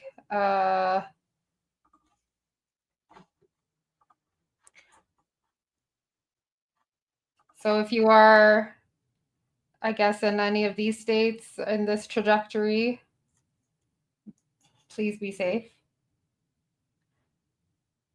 It is going through Kansas if someone, oh no, it's not going through Kansas City, but where in Illinois? Someone is asking. So just chillin' is saying it goes all the way from Missouri to Michigan. Rose, I found a live stream. Why don't you share this, and why don't you bring this up and share this? But like close the chat box on that live stream. Okay. And then you can bring it up on the screen and then maximize it and share that for a little bit so we can give all of our American viewers and also, Canadians as well, bit of an update. Yeah, so just maximize that and share that. Just press play or something. Insult to injury with these storms out there today. Just to the south here from Worth, now pushing to the east, Harvey, Stony Island, Burnham, you're out ahead of this. Blue Island winds really about to pick up for you. Crestwood, you're in the thick of this. Marionette Park, Evergreen Park, Dixmoor, and Harvey, this area of I-57 here, Midlothian, you're in the path of this line, and you can see how quickly that latest scan pushing the rain and storms even farther to the east. Also, in a lot of lightning. We've been showing you some live shots, but you can see that lightning associated with this as well. So a very noisy, busy, active night right now from Chicago to the south. Also why they postponed that Mumford & Sons concert at Wrigley Field right now, because we have the severe weather moving through. They are set to start that at 10 o'clock. So we have to wait for this storm system to move on out, but still have tornado warnings for parts of Newton, Jasper counties here. The worst of it now really parts of Jasper County, Wheatfield, down towards Rensselaer into the east of I-65. And Larry, good news is that the worst of it really is passing to the east of Rensselaer, and it is running along that boundary and almost to the east of our main viewing area. So we are in the final stretch of these strong to severe storms. We still do have a tornado warning up to the north here. You can see this one still just really intense rains coming down. It remains in effect until 9:15 for parts of north central Stark, as well as LaPorte counties.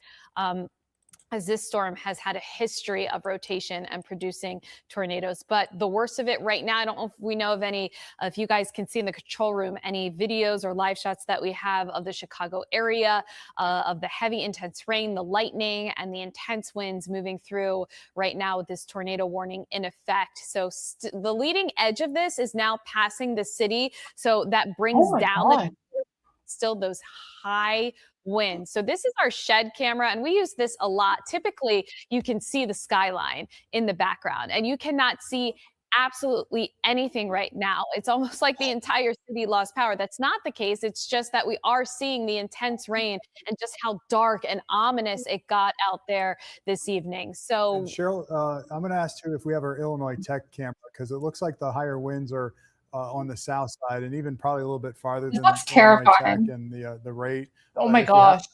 Position as well. I'd like to see that view. Is that it? This is absolutely terrifying.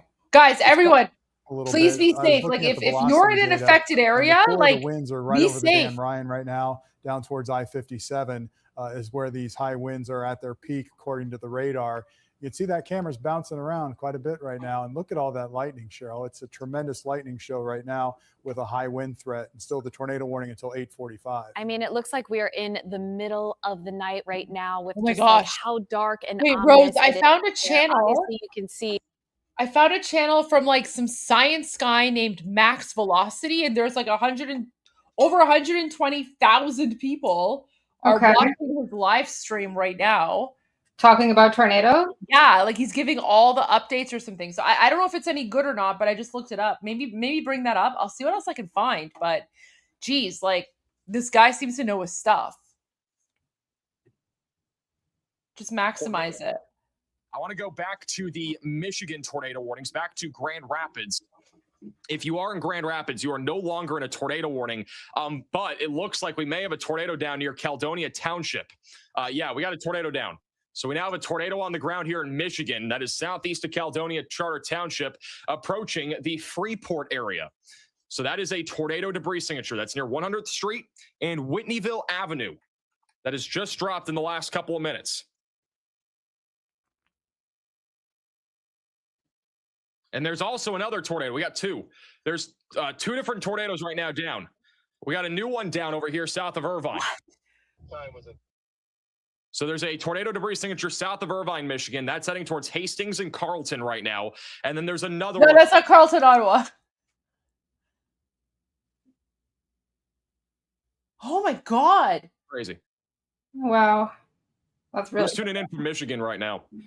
Actually, this will be a pretty good time to do it. Real quickly, if you guys want to put your location on the map, scan the QR code or go to the link in the description. It'll pop up on the weatherfront map that we're using right now. And this will actually help me to be able to kind of break down certain tornado warnings more in depth if you guys are near it. All right. So scan the QR code or go to the link on your screen. It's case sensitive. There's also a link in the description of the live stream. Going back to South Bend, we still have a tornado warning here. In my opinion, this looks more like a wind threat, but there is an area of convergence trying to develop in far southwestern Michigan. That'll be heading towards Buchanan and Niles. If you live in South Bend, I'm more concerned about this right here because that's going to head right towards South Bend. All right, so that rotation is going to be heading right towards you guys. That is the supercell that has been producing on and off a large wedge tornado here for a little bit. This is what Storm Chaser Connor's dad, Connor Croft, is looking at right now. They are still inside of the PDS tornado warning. We do not think this is on the ground anymore, but soon it could drop again. And it could recycle. We might even see some damage as well. We'll see. But he's on the bottom right side of your screen. He's in that PDS tornado warning right now. We no longer have a tornado warning for Chicago. We still have my God, Rose. Hour damaging winds going through Chicago, South Shore, and Chicago. I've just literally gone into the rabbit hole of like tornado watcher YouTube. There's like live streams dedicated to tornado watching, and this guy has like 3.4 million subscribers. This is wild. Tornado chasers are a big thing, Goldie. Like a lot of people just do this as a living. Like didn't you watch like Twister or like? Yeah, I watched Twister, but I didn't know that like there was a whole like tornado community. Look at this guy. I just sent you a link to another guy's YouTube. Like I subscribed to this guy, and I just subscribed to the other guy, Ryan Hall. Well, look at this. Like there's a whole like literally there's like a whole huge like tornado watching. Oh my gosh, like this is like a new rabbit hole for me to like dive into. Okay, this one hasn't started yet though. Wait, right? no, did I send you the wrong one? Yeah, you probably sent me the wrong one. Okay, oh wait, let me send you this one. Sorry. This is the link for this guy. Oh my gosh, wow. Like I didn't even realize this was a thing. Like my focus is all like geopolitics and stuff, right? But whoa, honestly, this is so fascinating to me. Like it's so cool how there's like so many different communities, and like I didn't even know this was a thing.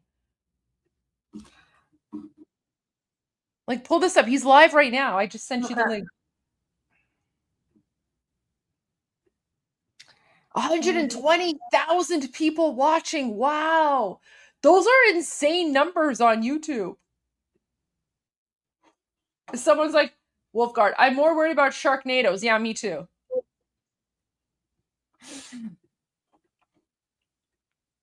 Okay, quick intermission, and then we're going to go back to the dog documentary. In Clarksville, Michigan. Clarksville, Michigan. So you guys definitely need to giddy up and take shelter just as quickly as you can. And this hook down here near Hastings is still concerning to me. That's north of me. Yeah, it's probably going to go just to your north, but you need to take shelter anyways. Take shelter now.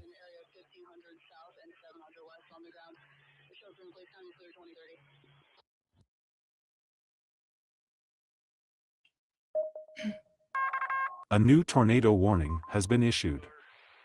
Well, that's freaky. Like the sound effect and like the siren. And then he's got like the live stream. All right, I've been standing like, for a bunch of, like, 6 hours, watchers. so it's time to sit down for a second. YouTube channels. All right, we did get a new tornado warning. That's going to be way down here for Carroll. That's Carroll County, Indiana.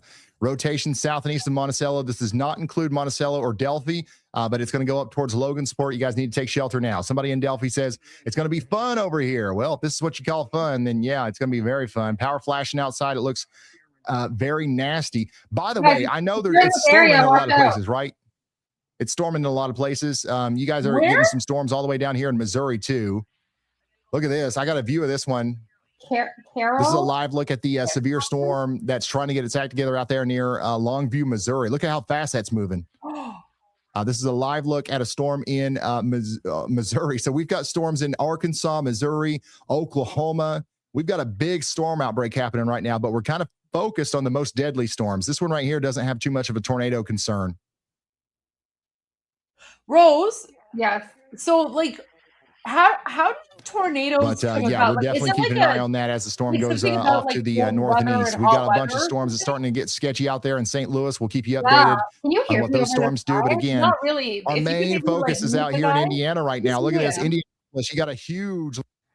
Yeah. Like how do tornadoes? Is it like hot weather, cold weather? No, that's definitely part of it. So tornadoes usually form inside like really bad thunderstorms, which they normally call supercells. And like you might have heard him just like say supercells a couple times.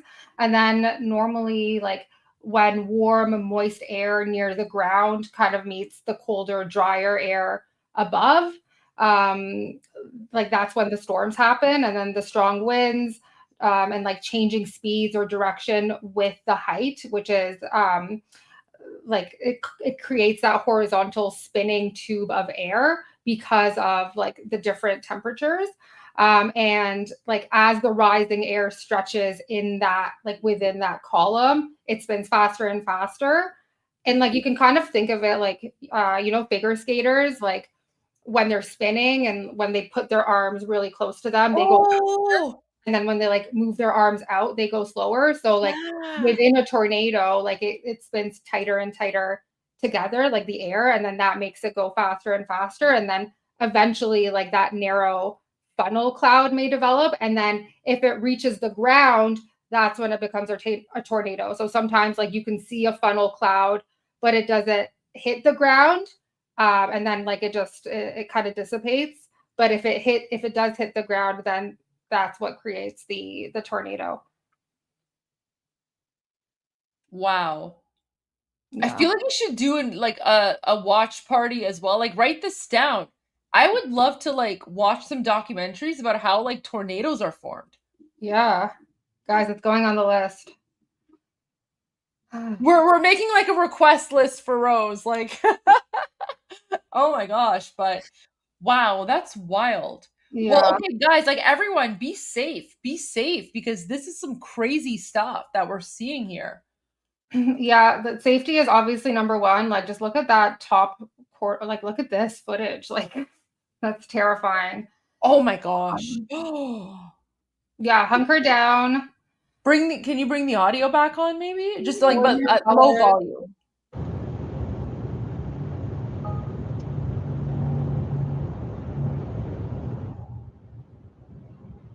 This is our PDS tornado warned storm that we're seeing from a distance here from Brad Arnold's point of view. He's on State Road 8. State Road 8 going towards Knox. He's going to turn up on Highway 35 more than likely and try to get up there towards Kingsford Heights and Fish Lake. What a impressive storm still. I feel like I need to like look out. Like I have the blinds down. I need to like go look out the window now. Give me a moment. I have to see. I have to check. We got 245,000. Nothing outside my window. I'm safe, guys. Okay.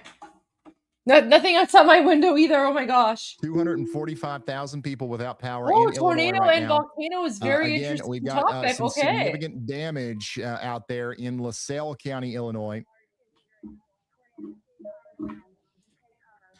Significant damage out there in LaSalle County, Illinois. This is what it looks like. And unfortunately, I do think that, yeah, Jordan Hall's got some drone footage here of some more damage. Oh my God, look at this. This is from Storm Chaser Jordan Hall with My Radar. This is what we're looking at out there. I believe this was live earlier. We just missed it. That's terrible. So again, this is just some of the damage out there. It's from what I'm hearing, it's more extensive than this, but this is part of what happened out there in Streeter, Illinois. And this is just one of the many areas, unfortunately, that we're surveying at this point, and where we're trying to build a story around what happened. And look at this. That right there is a great use case. That's a great example of why we encourage people to get, into the most interior room. Did you see that? We just flew over a house where everything was gone except for that interior bathroom or closet or whatever it was. And that's why we encourage you to get into the most interior room of your home. So I guess that's the best safety plan if you don't have a cellar, to get into the most interior room within the space that you're in. Yeah. Wild. That's crazy. Okay, you know what? I feel like, okay, the nuclear bomb video, that should be for down the road. But I feel like our next live stream watch party should definitely be about tornadoes. Tornadoes? Yeah. Okay. I think it should be about tornadoes. Like, I would love to learn more about like how they're formed and things like that, right? Like, this is crazy. Yeah. Yeah. Okay. The best tornado documentary, I think, is Wizard of Oz. I was gonna say, I think it's Sharknado, but Wizard of Oz is pretty good. You totally caught me off guard. I was not expecting that. That was so good. But yeah, like, I guess if you're in the US and in these affected areas, please stay safe. And yeah, shall we go back to dogs? Yes. Let's continue with the documentary on puppies, and I will finish my dinner and I'll be back. But I'll be here. We're almost done this one, and then we can move on. I'm really enjoying this. Awesome. But this next part I really like, because he's going to go over a characteristic that Baxter used to do a lot. I'll be here. And then I'll go after. I'll finish my dinner after. Oh, sorry. I have to share the screen. Okay, back to our regularly scheduled programming, which was how wolves became dogs. And I guess you'll change the banner as well because we're no longer in intermission.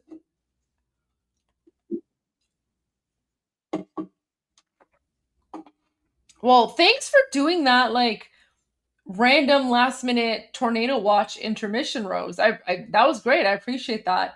And everyone, please, if you're in like a tornado zone, please be safe. Yes, absolutely. Okay. Give birth naturally, and yet traces of the wolf still remain inside them. When dogs circle before lying down, they may be copying ancient wolves flattening grass. When they howl, bury food, or twitch in their sleep, instincts from thousands of years ago are still surfacing. Inside every Chihuahua and every Husky is the shadow of an Ice Age predator.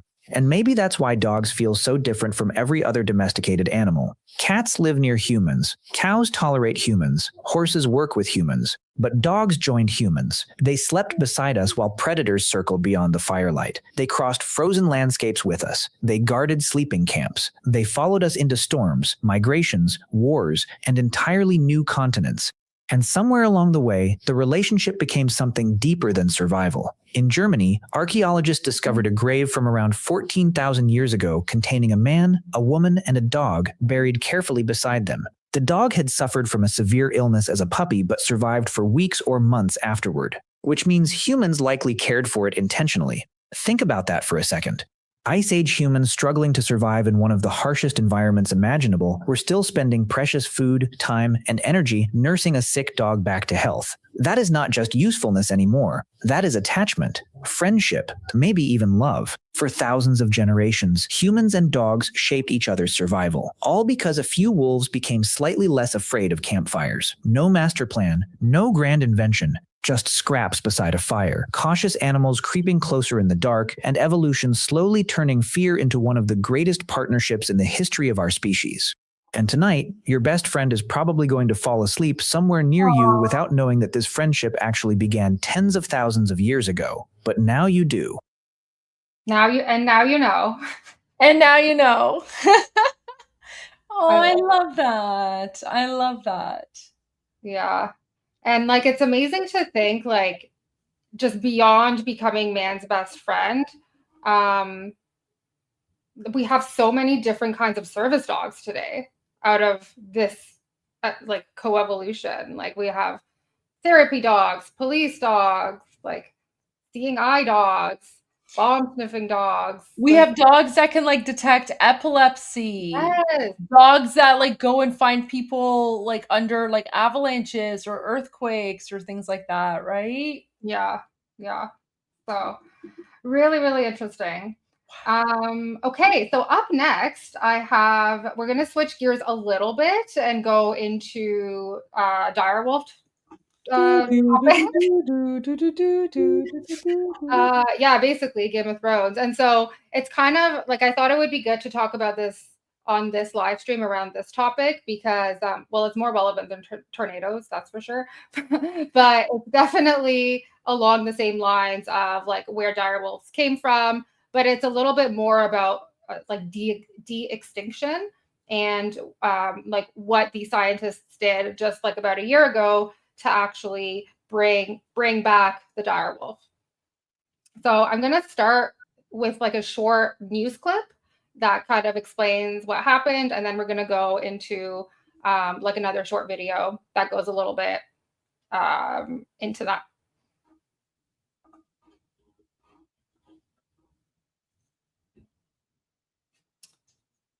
Just sharing my screen.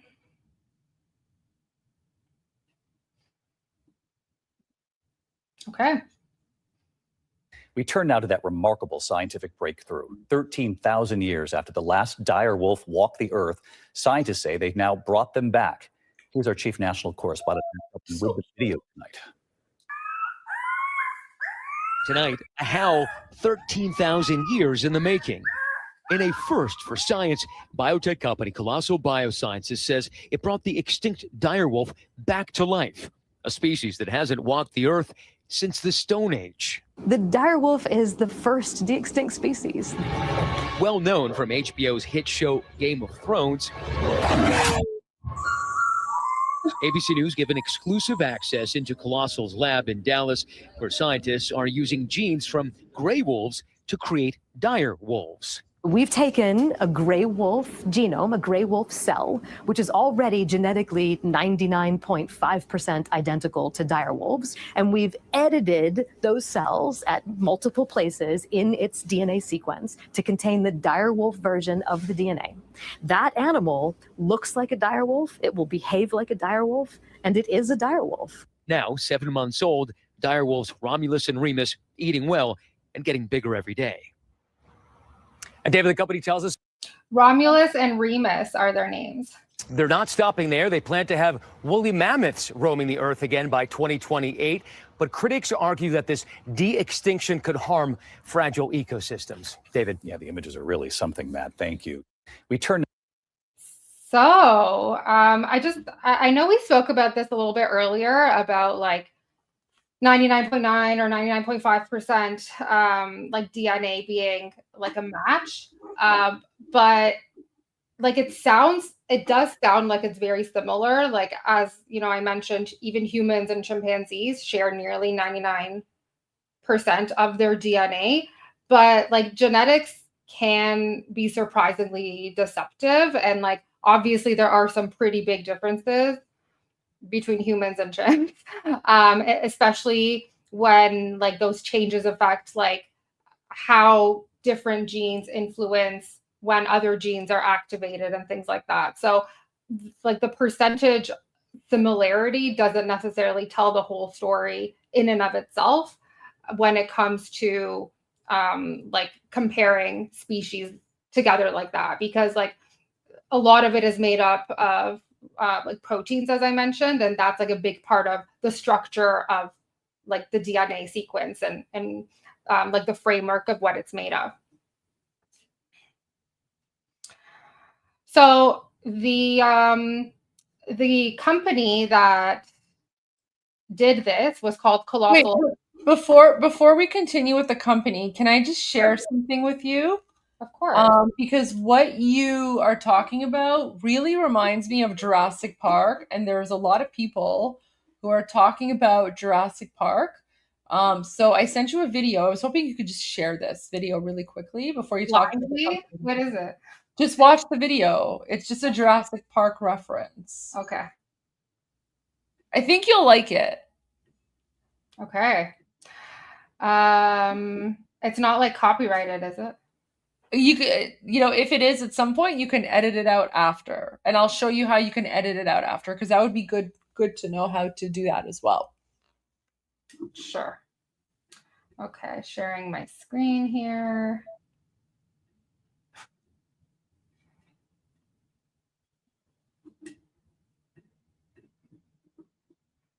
Hey, look, it's me. Oh, look there. Oh my gosh, being recommended. Look at that. No, it's just like my feed. Oh. Welcome to Jurassic Park.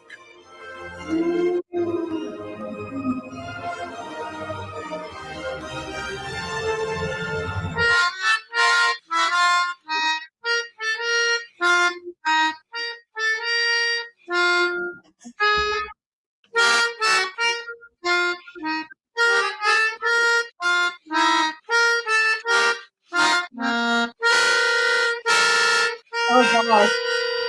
They do. So whenever like random stuff like this pops up, wait, I want to show you something. So go to the sort of towards the end of this video. Okay. Whenever random things, see at the top right it says hide. Yeah. If something random pops up, just click on hide, and then it takes all those stuff away. Did you like that? The harmonica? That was amazing. I was not expecting that in the best way possible. That was excellent. It was so anticlimactic. Wait, one more time. Okay, one more time for the fans. Welcome to Jurassic Park.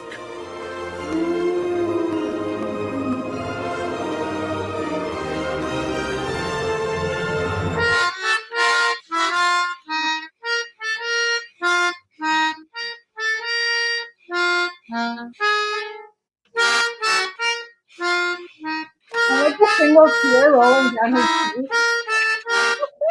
Oh, that's not a tear. That's a mole. Never mind. They They do move in herds. Okay, well, thanks for that. Okay. Oh, the dire wolf is so cute.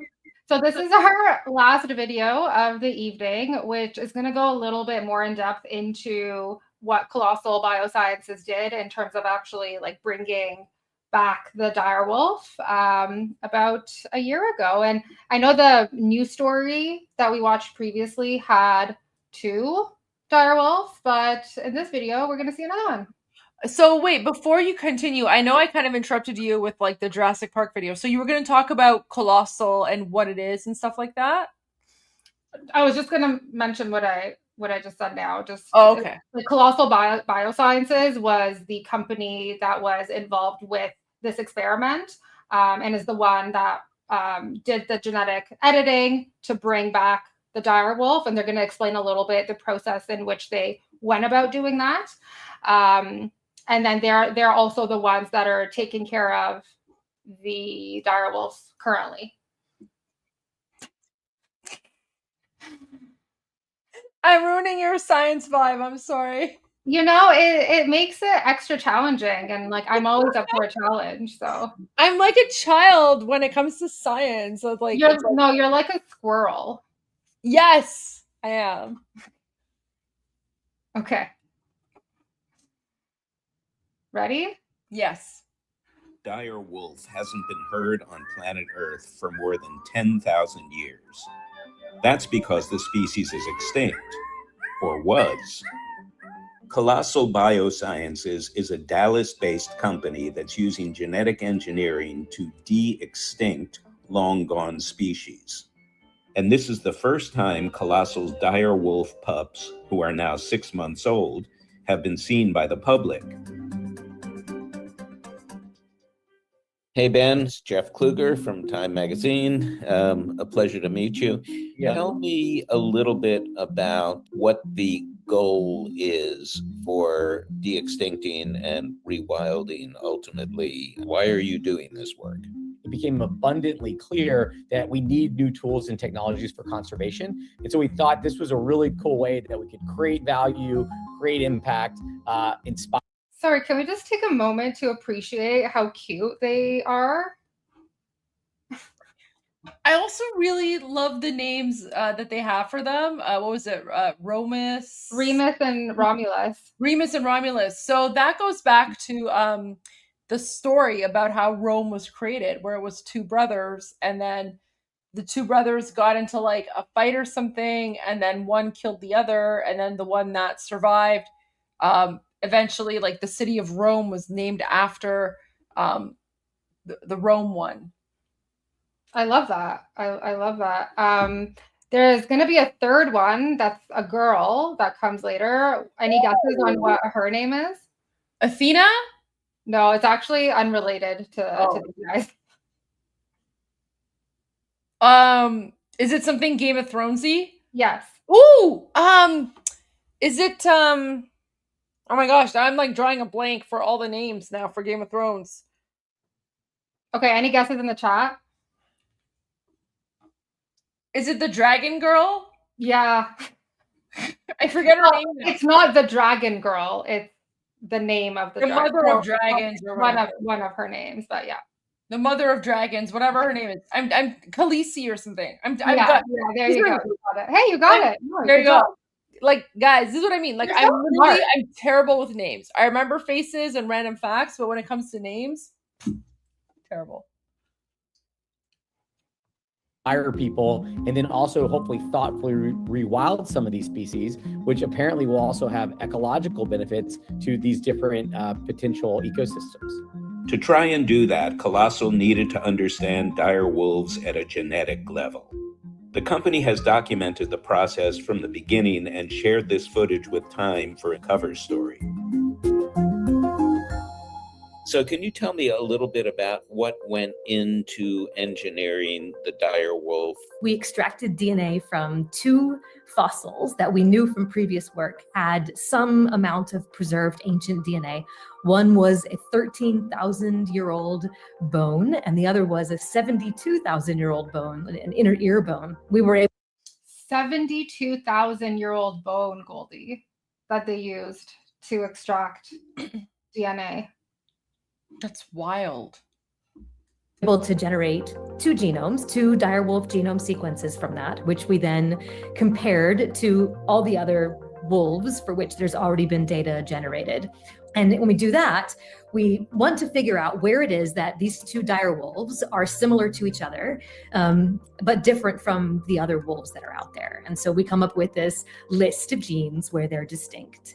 Now, our goal in the dire wolf project, just like with all de-extinction projects, is to re-engineer the core traits, the core characteristics that made these extinct species unique and able to fill whatever role that they filled in their ecosystems when they were still alive.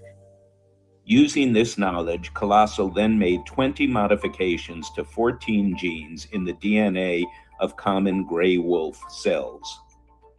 These relatively few tweaks to the genetic code produce some big differences. The dire wolf's white coat, large size, characteristic vocalizations like that howling you heard at the beginning of the story, and more. That DNA was transferred to denucleated egg cells, meaning cells without their own genetic material, and then developed into embryos and were then implanted in the wombs of surrogate mothers, who were hound mixed dogs. Okay, so I actually mapped out this process in a diagram that I want to share.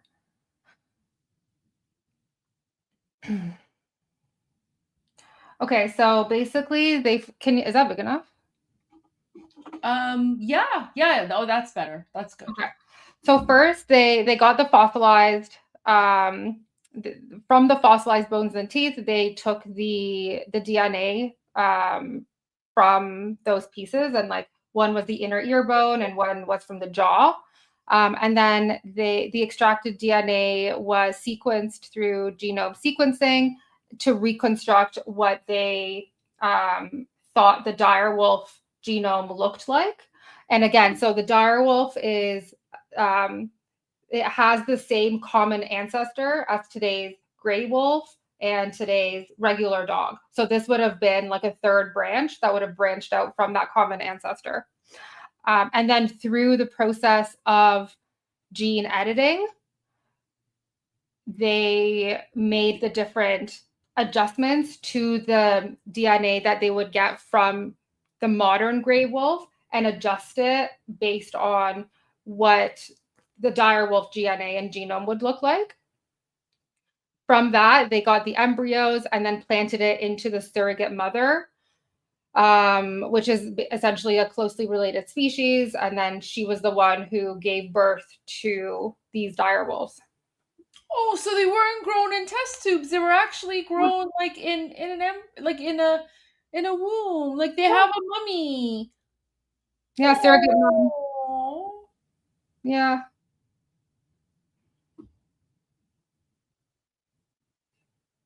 That's so cool. We didn't know how big these and then developed into embryos and were then implanted in the wombs of surrogate mothers, who were hound mixed dogs. We didn't know. So they were hound mixed dogs. So those were the surrogate mothers. Half wolf and half dog, basically. He said, I don't think they're a wolf. They're hound mixed. Okay.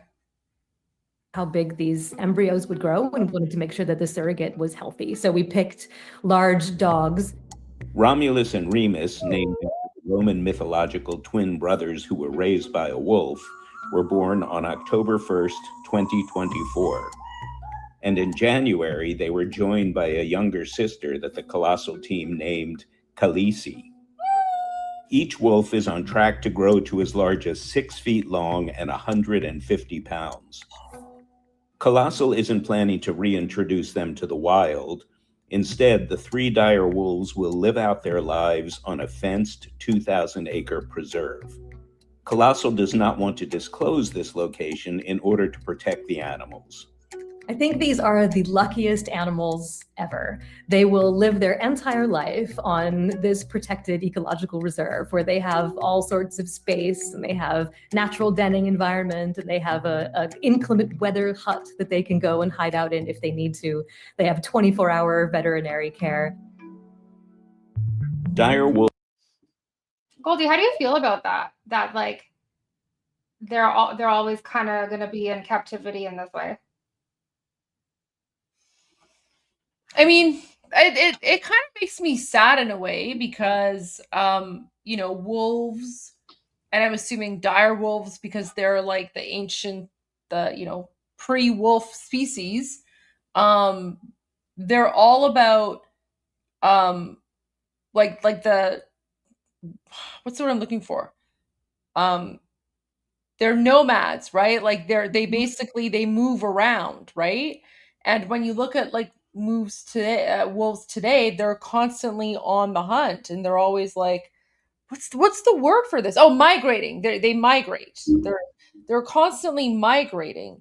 So even though they have like a 2,000, you know, acre enclosure, I don't think that's big enough to deal or to properly deal with their instinctive nature to be constantly on the move, right? Because these were animals that basically followed their prey, and their prey are constantly migrating, whether it's like deer or buffalo or whatever the case might be. So, you know, it's definitely sad in that sense, but at the same time, you know, yeah, exactly, like Viper Optics is saying, and then, you know, like I mentioned earlier, when you introduce a new species into an environment that was not ecologically, you know, evolved to include that species within the natural food chain, that species could disrupt everything. So it's actually kind of sad to know that like life was created, but it's only going to be in captivity forever, right? Like as part of this experiment in a way. Yeah. And I mean, I guess that's where the ethics kind of comes in, because I mean, it's one thing to do like a science experiment on something that like isn't alive or whatever, but you know, once you create life, I feel like that's a different, you know, you should have a different different standard for that. Exactly. Right? Yeah, absolutely. And like it's almost like you're playing God in a way also, right? Yeah. Like, so there are implications that can come with that. And I think what's sad is that like you're playing God, but at the same time you're denying that species its natural instinct. Exactly, yeah. Yeah. Oh, this is interesting. Like, oops. Frank Logan says Dr. Frankenstein. Yeah, it's basically like what Dr. Frankenstein did in creating the monster, although like who the monster was at the end, TBD.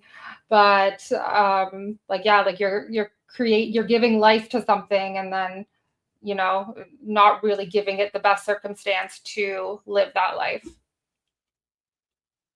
Arguably.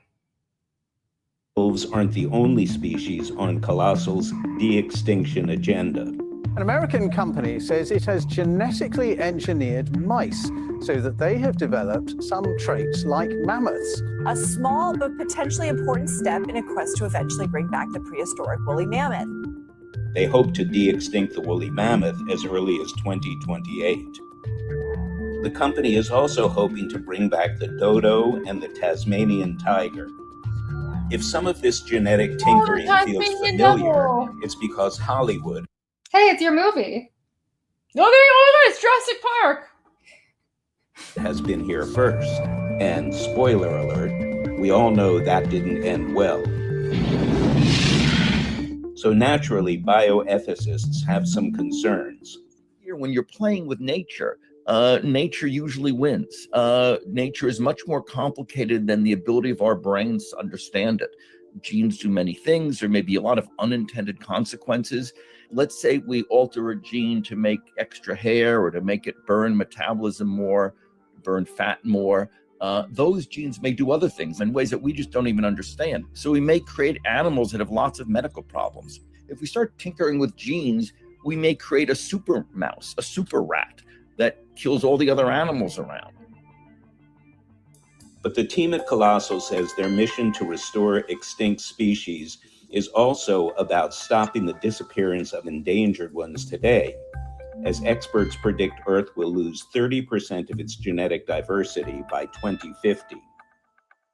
Colossal has used techniques learned from the Dire Wolf Project to clone 4 red wolves, a small but important step in fortifying that endangered species.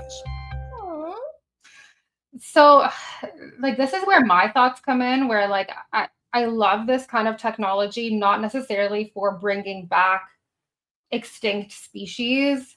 Like, I don't care too much personally for bringing back, like, woolly mammoths and resurrecting them, but I would love to see this technology used for saving current endangered species and helping, like, this animal stop from going extinct.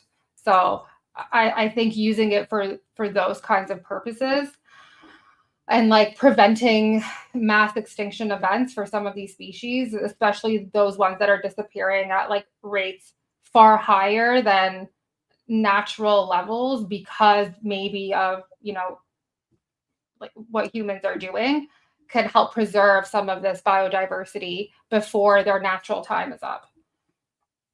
So what about bringing back extinct species that were maybe rendered extinct in the last 150 years due to human activity, whether it's poaching or whatever the case may be? Like, you know, I'm thinking of, for example, like the northern white rhinoceros or, you know, the dodo bird or something.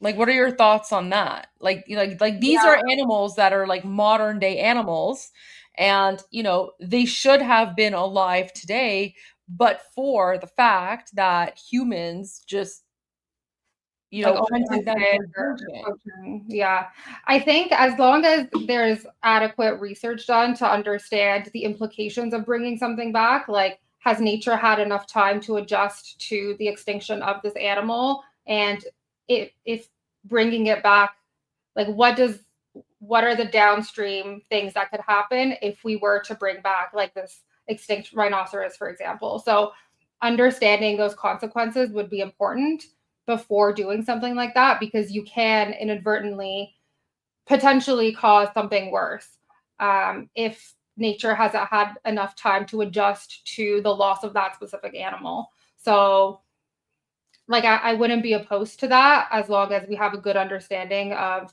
what could happen if that were to be done. Interesting. The 4 new wolves could help inject fresh DNA into the red wolf gene pool, which currently suffers from a so-called genetic bottleneck, the result of too few individuals carrying too little genetic variety to keep the species healthy. Yes, it would be really amazing to see a mammoth. It would be great for the habitats of Tasmania to have a keystone predator reintroduced into that ecosystem. But the tools that we're developing on the path to these species have immediate application to species that are not yet extinct. A future that is both biodiverse and filled with people. We should be giving ourselves the opportunity to see what our big brains can do to reverse some of the bad things that we've done to the world already. There's a huge need to help prevent animals from. I'm curious about that book he has in the background. Ethics Police? Look it up. I need to look that up. Becoming endangered and going extinct. We need to spend more money on conservation. Particularly now, there's a lot of threats that lands that we have as national parks and as preserves are going to be used for drilling oil, for instance. So there's a lot of habitats where species now live that are going to be under threat. So, and there's not enough money to help with conservation efforts.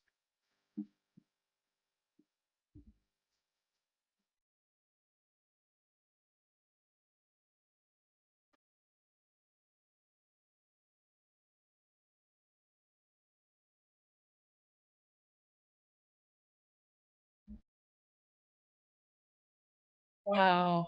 Okay, so that's what I had in stock for you tonight. That was really interesting. I really enjoyed that. Thank you. Yeah, of course. I think it's always interesting to think about like the potential implications of some of these new technologies, like understanding what can be done with some of these very powerful tools that are at our disposal and are going to continue to be at our disposal. And I think that's where some of the questions about ethics comes in, because it's like, just because you can do something doesn't mean you should. Doesn't always mean that you should, and what other things can happen as a result of some of these experiments. You know what I find really interesting is how like, you know, we kind of ended off with how humans are using science and technology to impact evolution in one way or another. But there's like a common theme here, because, you know, even like 70,000 or, you know, 40,000 or 30,000 years ago or whatever, humans were still, in a way, you could argue, impacting evolution. Maybe not directly through science, but even just through, you know, our behavior 30,000 years ago, and how, you know, we sort of, you know, we domesticated wolves, but then wolves also domesticated us, and how like our behavior sort of shaped evolution. So, you know, maybe back then we weren't doing it using science and tools and technology or whatever, but there's like this common thread and theme about how humanity has sort of always had this sort of impact on evolution. Yeah, that's a great insight, Goldie. And I love to think about things like that. And like, what if it was a different animal? Like, what if it was like a bear, you know, that approached humans 40,000 years ago during the Ice Age? Like, what would it look like today? You know? I mean, I think Tony Montana has the best comment here, because even if it comes to a bear, if it's not friend, why friend shape? And I think that is the best way to approach animals. Like, furry animals specifically. If you know, if an animal is friend shaped, just automatically assume it's a friend. No, don't. Yeah, don't go, you know, chasing those dingoes. Yeah, don't try to tame dingoes or Dingoes you know, are friend shaped, but you know, not necessarily friend. They are very cute. I love dingoes. Great. Okay, so I see you've started a couple of comments, Goldie. Yeah. Were those things we should go through? Yeah, just a few. These were like kind of earlier on in the live stream before I got distracted, but okay. So I guess before Tornado Watch, Goldie was helping me with starting some comments, so I'll go through them now. So Juan VF9M says, Rose, you could actually make a business just creating charts for people in advertising. Oh, thank you for that lovely comment. You know what? I'm going to consider that. We'll see. We'll see what my options are. I think we're all really impressed with your chart making skills. Oh, amazing. Okay, Kitty B Good says, what's the story, Wishbone? That's when you had the Jack Russell Terrier. What's the story, Wishbone? What's this? Something like that. I don't know. It's like, honestly, like I totally hadn't even thought about the theme song, but like Kitty's comment unlocks like a core childhood memory. So. All I remember is he like sometimes looked like Sherlock Holmes because he was like a little detective. Oh, so cute. The littlest hobo. Oh, that was another great one. So, you know what? I remember watching Littlest Hobo as a child, and like at the end of every episode, the dog would just kind of go on its own way. And I would always be sad. Like I would always cry. And then I would say to our mom, like, Mom, like, why is the dog homeless? And then like she would have to like console me, because I would be traumatized at the end of every single episode. I was like, why is the dog homeless? Why does it not have a home? Like, why is it choosing to like be alone and travel on the road? So that's so cute. I love that. And then we have Clifford, the big red dog. I wonder if what breed would Clifford be? Oh gosh, I don't know. Like probably like the Mastiff. Yeah, that's a good one. Maybe Clifford's the dire wolf or wolfhound that they brought back, and genetic experiment went wrong or something. Could be. And then Viper Optics says, "I'm heading out to bond with dingoes after this. Wish me luck." Hey, good luck. You all the best. We don't recommend. Yeah, don't recommend that. And then we have. Oh, this was a good one by Laura Rose. Could you explain how a wolf becomes a werewolf? Tune in for our special Halloween edition on October 31st, and I'll tell you all about it. Ooh, interesting. And then we have Andrew Fenn that says people petting bison. I don't get it. I only shared that because that reminded me of our story, our bison story. Do you want to share that? Sure. So this was the same trip that we had with the bear story, with the peanut butter and the bear. So it was during the same trip, for context. And then during said trip, there was a period where Goldie rented a car for us. Thank you, Goldie. And we were driving around searching for bison because we really wanted to see bison like in the wild. And I remember we were driving like for hours, I think it was. I think we drove like one direction, like 2.5 hours until it was slowly. An hour and a half. I think it was an hour and a half, maybe. Was it? I don't know. It felt longer. Or maybe it's 2 hours. I don't know. We were going like in one direction for an hour and a half, just like searching for bison along this highway. Granted, like earlier that day, I also had a bison burger, so I was kind of feeling weird. But we were trying to find these bison, and it was getting close to sunset, and like where we were, there wasn't much like light, what's it like street lighting. So we were really just relying on sunlight to find these bison.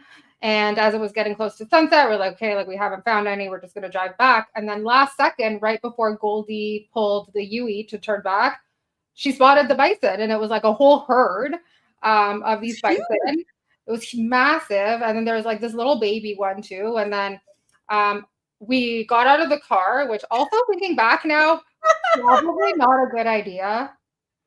We got out of the car and like took pictures with the bison like standing right outside the car. Like selfie type pictures, right? We didn't go up to the bison. No, we didn't. We were like on the street. But like we parked the car, got out of the car, and the bison were maybe like 40 yards away. So not that close, but not that far. And they're like kind of looking at us, and we were just kind of taking selfies with them. And then we quickly hopped back in the car, and then Goldie drove us an hour and a half back home. But it was great because we saw the bison. So we did. It was totally worth it. It was so much fun. Yes. And I feel like we got a lot smarter since this trip. We learned a lot about nature in that first trip that we took. But I remember like the little baby like hopping around everywhere. It was so cute. The little baby bison. Yeah. It was really cute. Okay, so I think that's it for me, Goldie. I'm thinking of doing my next live stream on Sunday, and we can do it on tornadoes if you feel like that's something that's interesting. Why don't you put a poll? Afterwards you can do a poll in like your YouTube page. And you could see if people want to learn about tornadoes or if they want to learn about the nuclear bomb. And you can leave it up to the poll. Okay. Yeah. Okay, I'll do that. So keep an eye out for the poll, folks. I'll make a post on YouTube, and we'll see what the next topic will be. But thank you all so much for tuning in to another edition of the Gamma Ray Report. It was really fun to hang out, learn some new stuff, space out with you guys, and thank you also, Goldie, for joining me once again and bringing your fantastic commentary. My random questions. I had a lot of fun. Thank you. And thank you, chat, for joining us. This is just a nice, little fun break from, all the serious stuff we deal with. So I know I really appreciate this. And I'm excited for future episodes. And again, congrats on the new backdrop and everything. It looks fantastic. I love it. Let me know in the comments after the video ends if you guys like my new background or if you have any suggestions on how to improve it. But thank you all so much. And until next time, bye.